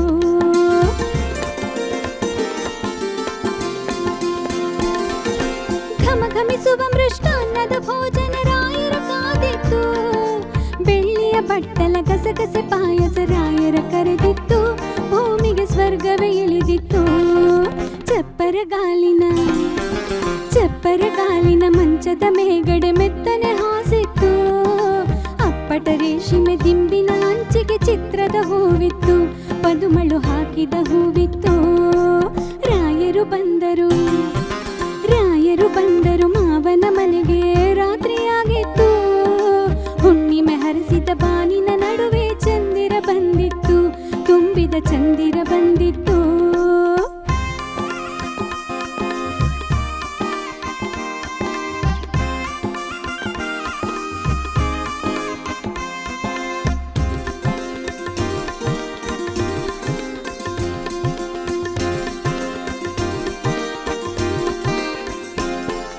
ಚಿಗುರಲಿ ಬಣ್ಣದ ಅಡಿಕೆಯ ತಂದಳು ನಾದಿನಿ ನಗು ನಗುತ್ತಾ. ಬಿಸಿ ಬಿಸಿ ಹಾಲಿನ ಬಟ್ಟಲ ತಂದರು ಅಕ್ಕರೆಯಲಿ ಮಾವ, ಮಡದೆಯ ಸದ್ದೇ ಇರಲಿಲ್ಲ.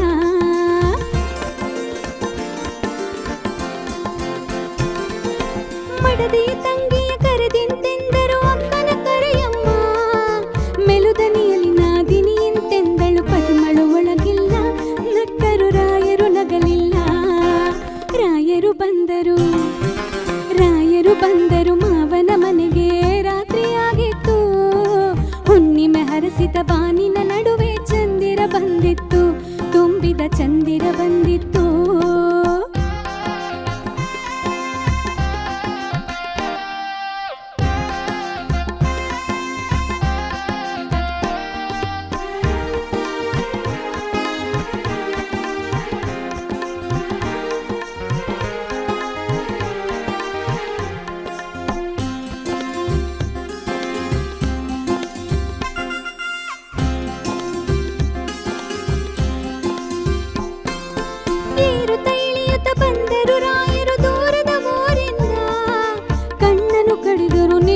ಬಾರದು ಪದುಮಳು ಒಳಗಿಲ್ಲ, ಪದುಮಳ ಬಳೆಗಳ ದನಿಯಿಲ್ಲ.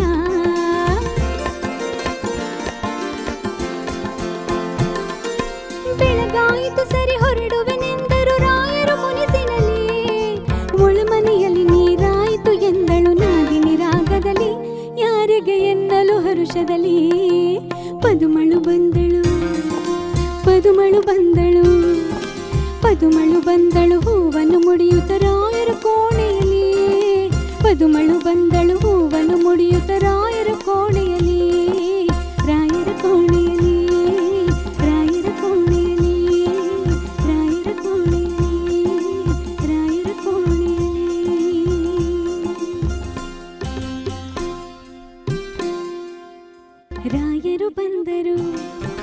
ರಾಯರು ಬಂದರು ಮಾವನ ಮನೆಗೆ ರಾತ್ರಿಯಾಗಿತ್ತು. ಚೆನ್ನಾಗಿತ್ತು ಕತೆ.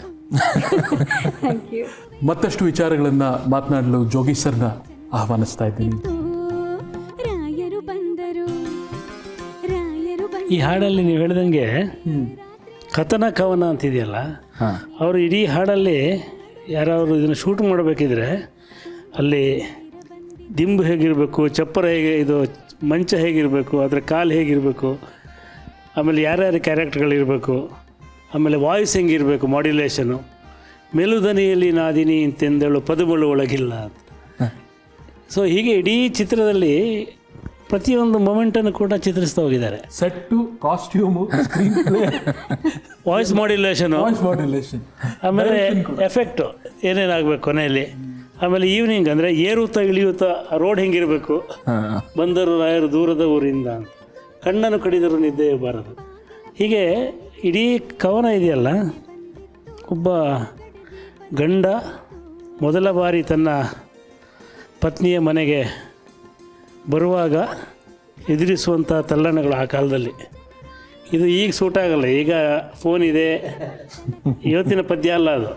ಆದರೆ ಇವತ್ತಿನ ಪದ್ಯ ಅಲ್ಲ ಅಂತ ನಮಗೆ ನಿರಾಕರಿಸೋಕ್ಕಾಗಲ್ಲ, ಯಾಕಂದರೆ ಇವತ್ತು ಹಿಸ್ಟೋರಿಕಲ್ ಸಿನಿಮಾಗಳನ್ನು ನಾವು ನೋಡ್ತಾ ಇರ್ತೀವಿ. ಹೌದು, ಇದನ್ನು ನಿರಾಕರಿಸೋ ಹಂಗಿಲ್ಲ. ಎಲ್ಲೋ ನಾನು ಒಂದಷ್ಟು ಕಡೆ ಓದಿದೆ, ಇವರು ಬರೆದಾಗ ಒಂದು ಹಾಡಿದೆ ಅವ್ರದ್ದು, ಶಾನುಭೋಗರ ಮಗಳು ಅಂತ. ಹೌದು, ಆ ಹಾಡಲ್ಲಿ 12 ತುಂಬಿಹುದು ಮದುವೆ ಇಲ್ಲ ಅಂತ ಬರುತ್ತೆ.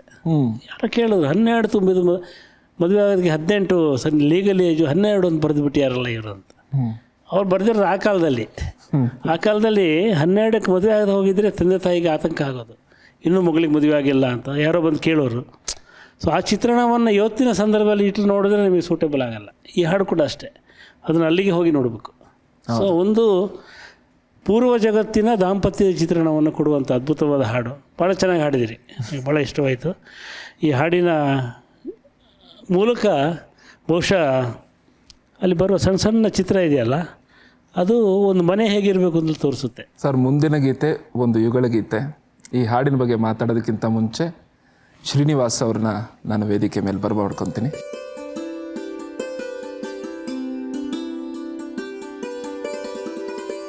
KS ನರಸಿಂಹಸ್ವಾಮಿಗಳ ಕಾವ್ಯ ತಗೊಂಡ್ರೆ ಯುಗಳ ಗೀತೆ ಬಹಳ ಕಡಿಮೆ ಇದೆ. ಹೌದು, ಜಾಸ್ತಿ ಯುಗಳ ಗೀತೆ ಬರೆದಿಲ್ಲ ಅವರು. ಯಾಕಂದರೆ ಆಗ ಯೋಚನೆ ಮಾಡ್ತಿದ್ದದ್ದು ಗಂಡಸು, ಆ ಕವಿತೆಯಲ್ಲಿ ಕಾಣಿಸ್ತಿರೋದು ಗಂಡಸಿನ ಮನೋಭಾವ. ಆದ್ದರಿಂದ ಇಬ್ಬರ ಮನೋಭಾವವನ್ನು ಜಾಸ್ತಿ ಬರೆದಿಲ್ಲ. ನಾನು ಆಗ ಹೇಳ್ದಂಗೆ ಕೆಲವು ಪದ್ಯಗಳಲ್ಲಿ ಹೆಣ್ಣಿನ ದೃಷ್ಟಿಕೋನದಿಂದ ಆಲೋಚನೆ ಮಾಡಿದ್ದಾರೆ. ಬಟ್ ಈ ಪದ್ಯ ಒಂದು ಸಣ್ಣ ಸಂಗತಿ ಇದೆ ಈ ಪದ್ಯಕ್ಕೆ ಸಂಬಂಧಪಟ್ಟಂಗೆ, ಹಲವಾರು ಕಡೆ ಹೇಳಿರ್ಬೋದು. ಈ ಕವಿತೆಯನ್ನು ಬರೆದು ಪ್ರಸಿದ್ಧವಾದ ನಂತರ ಒಂದು ಸಲ ಪೂತಿ ನರಸಿಂಹಾಚಾರ್ಯ ಸಿಗ್ತಾರಂತೆ KS ನರಸಿಂಹಸ್ವಾಮಿ ಅವರಿಗೆ. ಸಿಕ್ಬಿಟ್ಟು ಅವ್ರು ಹೇಳ್ತಾರಂತೆ, ಎಂಥ ರಸಿಕನೆಯ ನೀನು,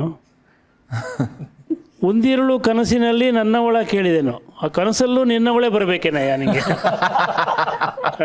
ಅಂದರೆ ನಿಂಗೆ ರಸಿಕತೆಯೇ ಇಲ್ಲ ಅಂತ ಅದು ಹೇಳಿದ್ಯಾರು? ಪೂತಿ ನರಸಿಂಹಾಚಾರ್ಯರು. ಪೂತಿ ನರಸಿಂಹಾಚಾರ್ಯರು ಅಂದರೆ ಅವರು ಭಕ್ತಿ ಹೋದ ಕೃಷ್ಣ ಕವಿ ಅವರು ಹೆಂಗೆ ಕವಿಗಳ ತುಂಟಾಟ ಇರ್ತಾಯಿತ್ತು ಅಂತ. ಸೊ ಈ ಅಂದರೆ ಮದುವೆಯಾಗಿ ಬಂದ ಆರಂಭದ ದಿನಗಳಲ್ಲಿ ಗಂಡ ಹೆಂಡಿರ ಮನಸ್ಸನ್ನು ಪರಸ್ಪರ ಅರ್ಥ ಮಾಡ್ಕೊಳ್ಳೋದಕ್ಕೆ ಒಂದಿರುಳು ಕನಸಿನಲ್ಲಿ ನನ್ನವಳ ಕೇಳಿದೆ ಅನ್ನೋದಿಯಲ್ಲ, ಅಂದರೆ ಆ ಕಾಲದಲ್ಲಿ ಈ ಪ್ರಶ್ನೆಯನ್ನು ಎಚ್ಚರ ಇದ್ದಾಗ ಕೇಳೋಕ್ಕೂ ಆಗ್ತಿರ್ಲಿಲ್ಲ. ಚಂದ ನಿನಗೆ ಯಾವುದು ಅಂತ, ಅದನ್ನು ಕನಸಿನಲ್ಲಿ ಕೇಳಿದೆ ಅಂತ.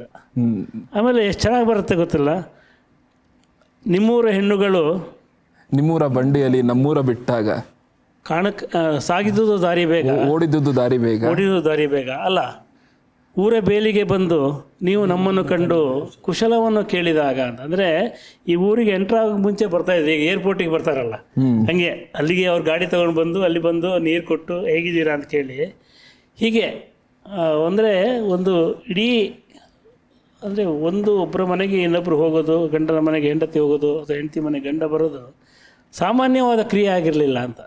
ಆ ಪ್ರೇಮ ಅನ್ನೋದು ಕುಟುಂಬಗಳಿಗೆ ಹಬ್ಬಿತ್ತು ಅಂತೇಳಿ. ಸೊ ಈ ಥರದ ಅದ್ಭುತವಾದ ಸಾಲುಗಳನ್ನು ಕೊಟ್ಟಂಥ ಈ ಪದ್ಯ ಬಹುಶಃ ಮೈಸೂರು ಮಲ್ಲಿಗೆಯಲ್ಲಿದೆ. ಇದು ಸಿ ಅಶ್ವತ್ತು, ರತ್ನಮಾಲ ಪ್ರಕಾಶ್ ಮತ್ತು ಅಶ್ವತ್ ಹಾಡಿರ್ಬೇಕು. ಹೌದು. ಸೊ ಇನ್ನೊಂದು ಹೇಳಬೇಕೇನೆಂದರೆ 3 ಜನ ಸಂಗೀತ ನಿರ್ದೇಶಕರಿದ್ದಾರೆ. ಒಬ್ಬರು ಕಾಳಿಂಗರಾವ್, ಮೈಸೂರು ಅನಂತ ಸ್ವಾಮಿ, ಸಿ ಅಶ್ವತ್. ಇವರು ರಾಗ ಸಂಯೋಜಿಸಿದ ಹಾಡುಗಳನ್ನು ಇನ್ನೊಬ್ಬರು ಬೇರೆ ಥರ ರಾಗ ಸಂಯೋಜಕ್ಕೆ ಸಾಧ್ಯನೇ ಆಗ್ತಿರಲಿಲ್ಲ ಅಂತ. ಹಾಗಾಗಿ ಈ 3 ಪ್ರತಿಭೆಗಳ ಸಂಗಮದಲ್ಲಿ ಈ ಹಾಡು ಬಂದಿದೆ. ಈ ಹಾಡನ್ನು ಕೇಳೋಣ. ಖಂಡಿತ ಸರ್. ಹಾಗೆಯೇ ಇಲ್ಲಿ ತುಟಿಯಲ್ಲೇನೋ ನಿಂದು, ಕಣ್ಣಲ್ಲೇನೋ ಬಂದು, ಕೆನ್ನೆ ಕೆಂಪಾದ. ನೋಡಿ, ಇದು ಬಹುಶಃ ಒಬ್ಬ ಕವಿ ಹೃದಯ ಇರೋನಿಗೆ ಅರ್ಥ ಆಗತ್ತೆ. ತುಟಿಯಲ್ಲಿ ಏನೋ ಬಂದು ಅಂತ ಏನು ಮಾತಾಡ್ತಾರೆ ಅಂತ ಹೇಳಲ್ಲ. ತುಟಿಯಲ್ಲಿ ಏನೋ ಬಂದು, ಕಣ್ಣಲ್ಲಿ ಏನೋ ನಿಂದು, ಕಣ್ಣಲ್ಲಿ ಕಂಬನಿ ಬಂತು ಅಂತ ಹೇಳ್ಬೋದು. ಬಟ್ ಕಂಬನಿ ಅಲ್ಲ ಅದು ದುಃಖದ ಕಂಬನಿಯೋ ಸಂತೋಷದ ಬಾಷ್ಪವೋ ಗೊತ್ತಾಗಲ್ಲ. ಕಣ್ಣಲ್ಲಿ ಏನೋ ನಿಂದು ಕೆನ್ನೆ ಕೆಂಪಾದಾಗ ಅಂತ. ಹೀಗೆ ನಾವು ಆಗಿನ ಪದ್ಯದಲ್ಲಿ ಹೇಳ್ದಂಗೆ ಇಲ್ಲೂ ಚಿತ್ರಣಗಳನ್ನು ಕೊಡ್ತಾರೆ ಅವರು. ಅಂದರೆ ಒಂದು ಕವಿತೆಯಲ್ಲಿ ಬಾಹ್ಯ ಚಿತ್ರಣಗಳು ಮತ್ತು ಅಂತರಂಗದ ಚಿತ್ರ ಎರಡನ್ನು ಕೊಡೋದಿದೆಯಲ್ಲ, ಅದು ಭಾಳ ಕಷ್ಟದ ಕೆಲಸ. ಎಲ್ಲರೂ ಅಂತರಂಗದ ಚಿತ್ರ ಕೊಡೋಕ್ಕೆ ಹೋಗ್ತಾರೆ, ಮನಸ್ಸಲ್ಲಿ ಏನಾಯಿತು ಅಂತ. ಅದು ಹೇಳೋ ಹೊತ್ತಿಗೆ ಹೊರಗಡೆ ಏನಾಯಿತು ಅಂತ ಮರೆತು ಬಿಡ್ತಾರೆ. ಹೌದು. ಆಮೇಲೆ ಹೊರಗಿನ ಚಿತ್ರ ಕೊಡುವಾಗ ಅಂತರಂಗವನ್ನು ಮರೀತಾರೆ. ಬಟ್ ಇದು ಎರಡನ್ನು ಕೊಡಬೇಕಿದ್ರೆ ಆ ಕವಿಗೆ ಅದ್ಭುತವಾದ ಸಂವಹನ ಇರಬೇಕು. ಒಳಗೆ ಏನಾಯಿತು ಅಂತ ಹೇಳೋ ಹೊತ್ತಿಗೆ ಅದಕ್ಕೆ ಸರಿಯಾದ ರೂಪಕಗಳು, ಉಪಮೆಗಳು ಹೊರಗಿನ ದೃಷ್ಟಿಯಲ್ಲೂ ಸಿಗಬೇಕಾಗತ್ತೆ, ಹೊರಗಿನ ಚಿತ್ರದಲ್ಲೂ ಸಿಗಬೇಕಾಗತ್ತೆ. ಆ ಅದ್ಭುತ ಸಂಯೋಜನೆ ಈ ಪದ್ಯದಲ್ಲಿದೆ. ಸೊ ನಿಮ್ಮಲ್ಲಿ ಕವಿ ಮನಸ್ಸಿದೆ, ಚೆನ್ನಾಗಿ ಅರ್ಥ ಮಾಡ್ತೀನಿ. ಧನ್ಯವಾದ ಸರ್. ಈಗ ಕೇಳೋಣ ಒಂದಿರುಳು ಕನಸಿನಲ್ಲಿ ನನ್ನವಳ ಕೇಳಿದೆನು. ಸ್ವರ ಸಂಯೋಜನೆ ಡಾಕ್ಟರ್ ಸಿ ಅಶ್ವತ್.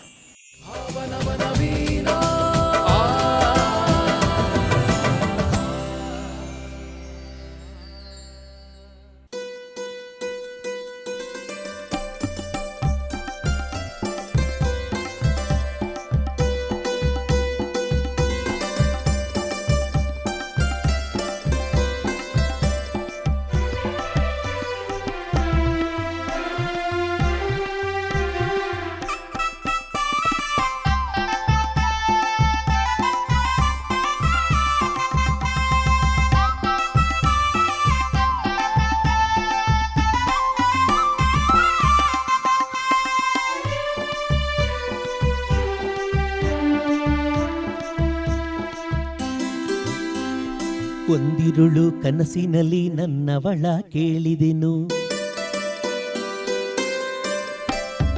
ಒಂದಿರುಳು ಕನಸಿನಲ್ಲಿ ನನ್ನವಳ ಕೇಳಿದೆನು, ಚಂದ ನಿನಗಾವುದೆಂದು.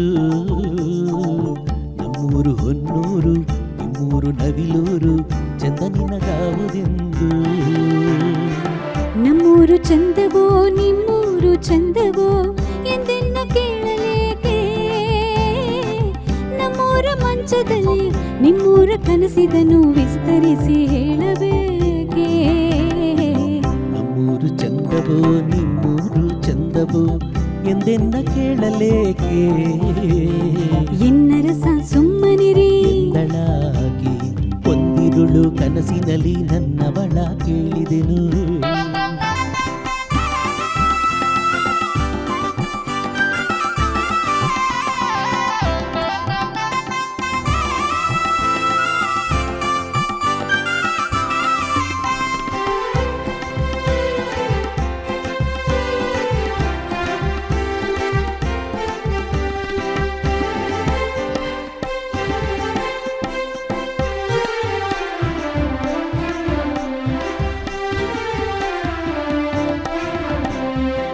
ತವರೂರ ದಾರಿಯಲ್ಲಿ ತೆಂಗುಗಳು ತಲೆದೂಗಿ ಬಾಳೆಗಳು ತೋಳ ಬೀಸಿ, ಮಲ್ಲಿಗೆಯ ಮೊಗ್ಗುಗಳು ಮುಳ್ಳಬೇಲಿಯ ಬರಿಸಿ ಬಳುಕುತ್ತಿರೆ ಕಂಪಸೂಸಿ.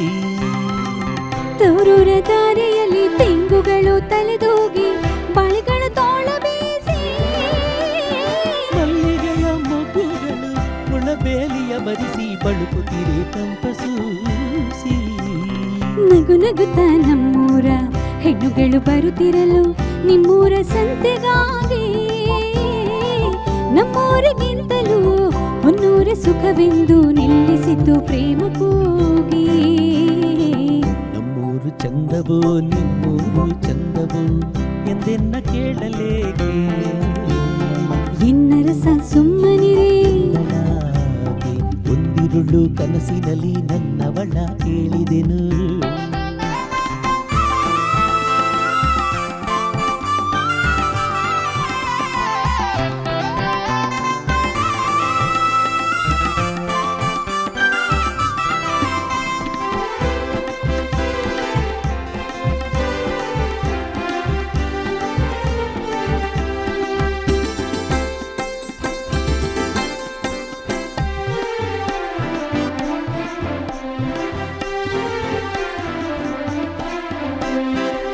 ನಿಮ್ಮೂರ ಬಂಡಿಯಲ್ಲಿ ನಮ್ಮೂರ ಬಿಟ್ಟಾಗ ಉಳಿದುದು ದಾರ ಬೇಗ. ಪುಟ್ಟ ಕಂದನ ಕೇಕೆ ತೊಟ್ಟಿಲನು ತುಂಬಿತ್ತು ನಿಮ್ಮೂರ ಸೇರಿದಾಗ. ನಿಮ್ಮೂರ ಬಂಡಿಯಲ್ಲಿ ನಮ್ಮೂರ ಬಿಟ್ಟಾಗ ಉಳಿದುದು ದಾರಿ ಬೇಗ. ಪುಟ್ಟ ಕಂದನ ಕೇಕೆ ತೊಟ್ಟಿಲನು ತುಂಬಿತ್ತು ನಿಮ್ಮೂರ ಸೇರಿದಾಗ. ಊರಬೇಲಿಗೆ ಬಂದು ಇವ ನಮ್ಮನ ಕಂಡು ಕುಶಲವನೋ ಕೇಳಿದಾಗ. ತುಟಿಯಲೇನೋ ಇಂದು ಕಣ್ಣಲೇನೋ ಬಂದು ಕೆನ್ನೆ ಕೆಂಪಾದುದಾಗ. ನಮ್ಮೂರು ಚಂದವೋ ನಿಮ್ಮೂರು ಚಂದವೋ ಎಂದೆನ್ನ ಕೇಳಲೇಕೆ. ಎನ್ನರಸ ಸುಮ್ಮನಿರೇ ಎಂಗಳಾಗೆ ಲಾಲ ಲಾಲ ಲಾಲ ಲಾಲ ಲಾಲ ಲಾಲ ಲಾಲ ಲಾಲ ಲಾಲ ಲಾಲ ಲಾಲ ಲಾಲ ಲಾಲ ಲಾಲ ಲಾಲ ಲಾಲ. ಒಂದಿರುಳು ಕನಸಿನಲ್ಲಿ ನನ್ನವಳ ಕೇಳಿದೆನು ಚಂದ ನಿನಗಾವುದೆಂದು. ಚೆನ್ನಾಗಿತ್ತು, ಬಹಳ ಚೆನ್ನಾಗಿತ್ತು. ನಮ್ಮೂರು ಹೊನ್ನೂರು, ನಿಮ್ಮೂರು ನವಿಲೂರು, ಎರಡೂರು ಕಾಲ್ಪನಿಕ ಅಲ್ವಾ? ಹೊನ್ನೂರು ಅಂತನೂ ಇಲ್ಲ, ನವಿಲೂರು ಅಂತನೂ ಇಲ್ಲ. ಆಮೇಲೆ ಅವ್ರ ಕವನ ಬರೆದ ಮೇಲೆ ಬಹುಶಃ ಇವತ್ತಿನ ದಿನಗಳಲ್ಲಿ ಯಾವುದಾದ್ರೂ ಊರಿಗೆ ಹೊನ್ನೂರು ನವಿಲೂರು ಅಂತ ಇಟ್ಟಿದ್ದಾರೆ ಅಂತ ಕೇಳ್ಕೊತಿದ್ದೀನಿ. ಇಷ್ಟೊತ್ತು ಬಹಳ ಅದ್ಭುತವಾದ ಮೈಸೂರು ಮಲ್ಲಿಗೆಯ ಘಮಲನ್ನು ನೀಡಿದಂತಹ ಎಲ್ಲ ಹಾಡುಗಳನ್ನು ಪ್ರಸ್ತುತಪಡಿಸಿದ ನಿಮ್ಮಿಬ್ಬರಿಗೂ, ಶ್ರೀನಿವಾಸ್ ಅವರೇ ಮತ್ತು ದಿವ್ಯಾ ಅವರೇ, ನಿಮ್ಮಿಬ್ಬರಿಗೂ ಹೃತ್ಪೂರ್ವಕ ಧನ್ಯವಾದಗಳು. ಧನ್ಯವಾದಗಳು ನಿಮಗೂ ಸಹ. ಹಾಗೆಯೇ ನಮ್ಮ ವಾದ್ಯ ವೃಂದದವರಿಗೂ ಧನ್ಯವಾದಗಳು. ಮತ್ತು ಬಹಳ ವಿಷಯಗಳನ್ನು ನಮ್ಮೊಂದಿಗೆ ಹಂಚಿಕೊಂಡಂಥ ಜೋಗಿ ಸರ್ ಅವ್ರಿಗೂ ಧನ್ಯವಾದಗಳು. ಮುಂದಿನ ಸಂಚಿಕೆಯಲ್ಲಿ ಮತ್ತೆ ಭೇಟಿಯಾಗೋಣ.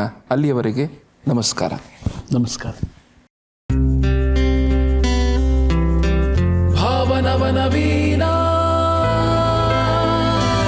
ತೊರೆಯ ನೀರದು ಹರಿದು ಹಳತನ್ನು ತೊರೆವಂತೆ ರಾಗ ಭಾವಗಳಿಲ್ಲಿ ನವನವೀನ.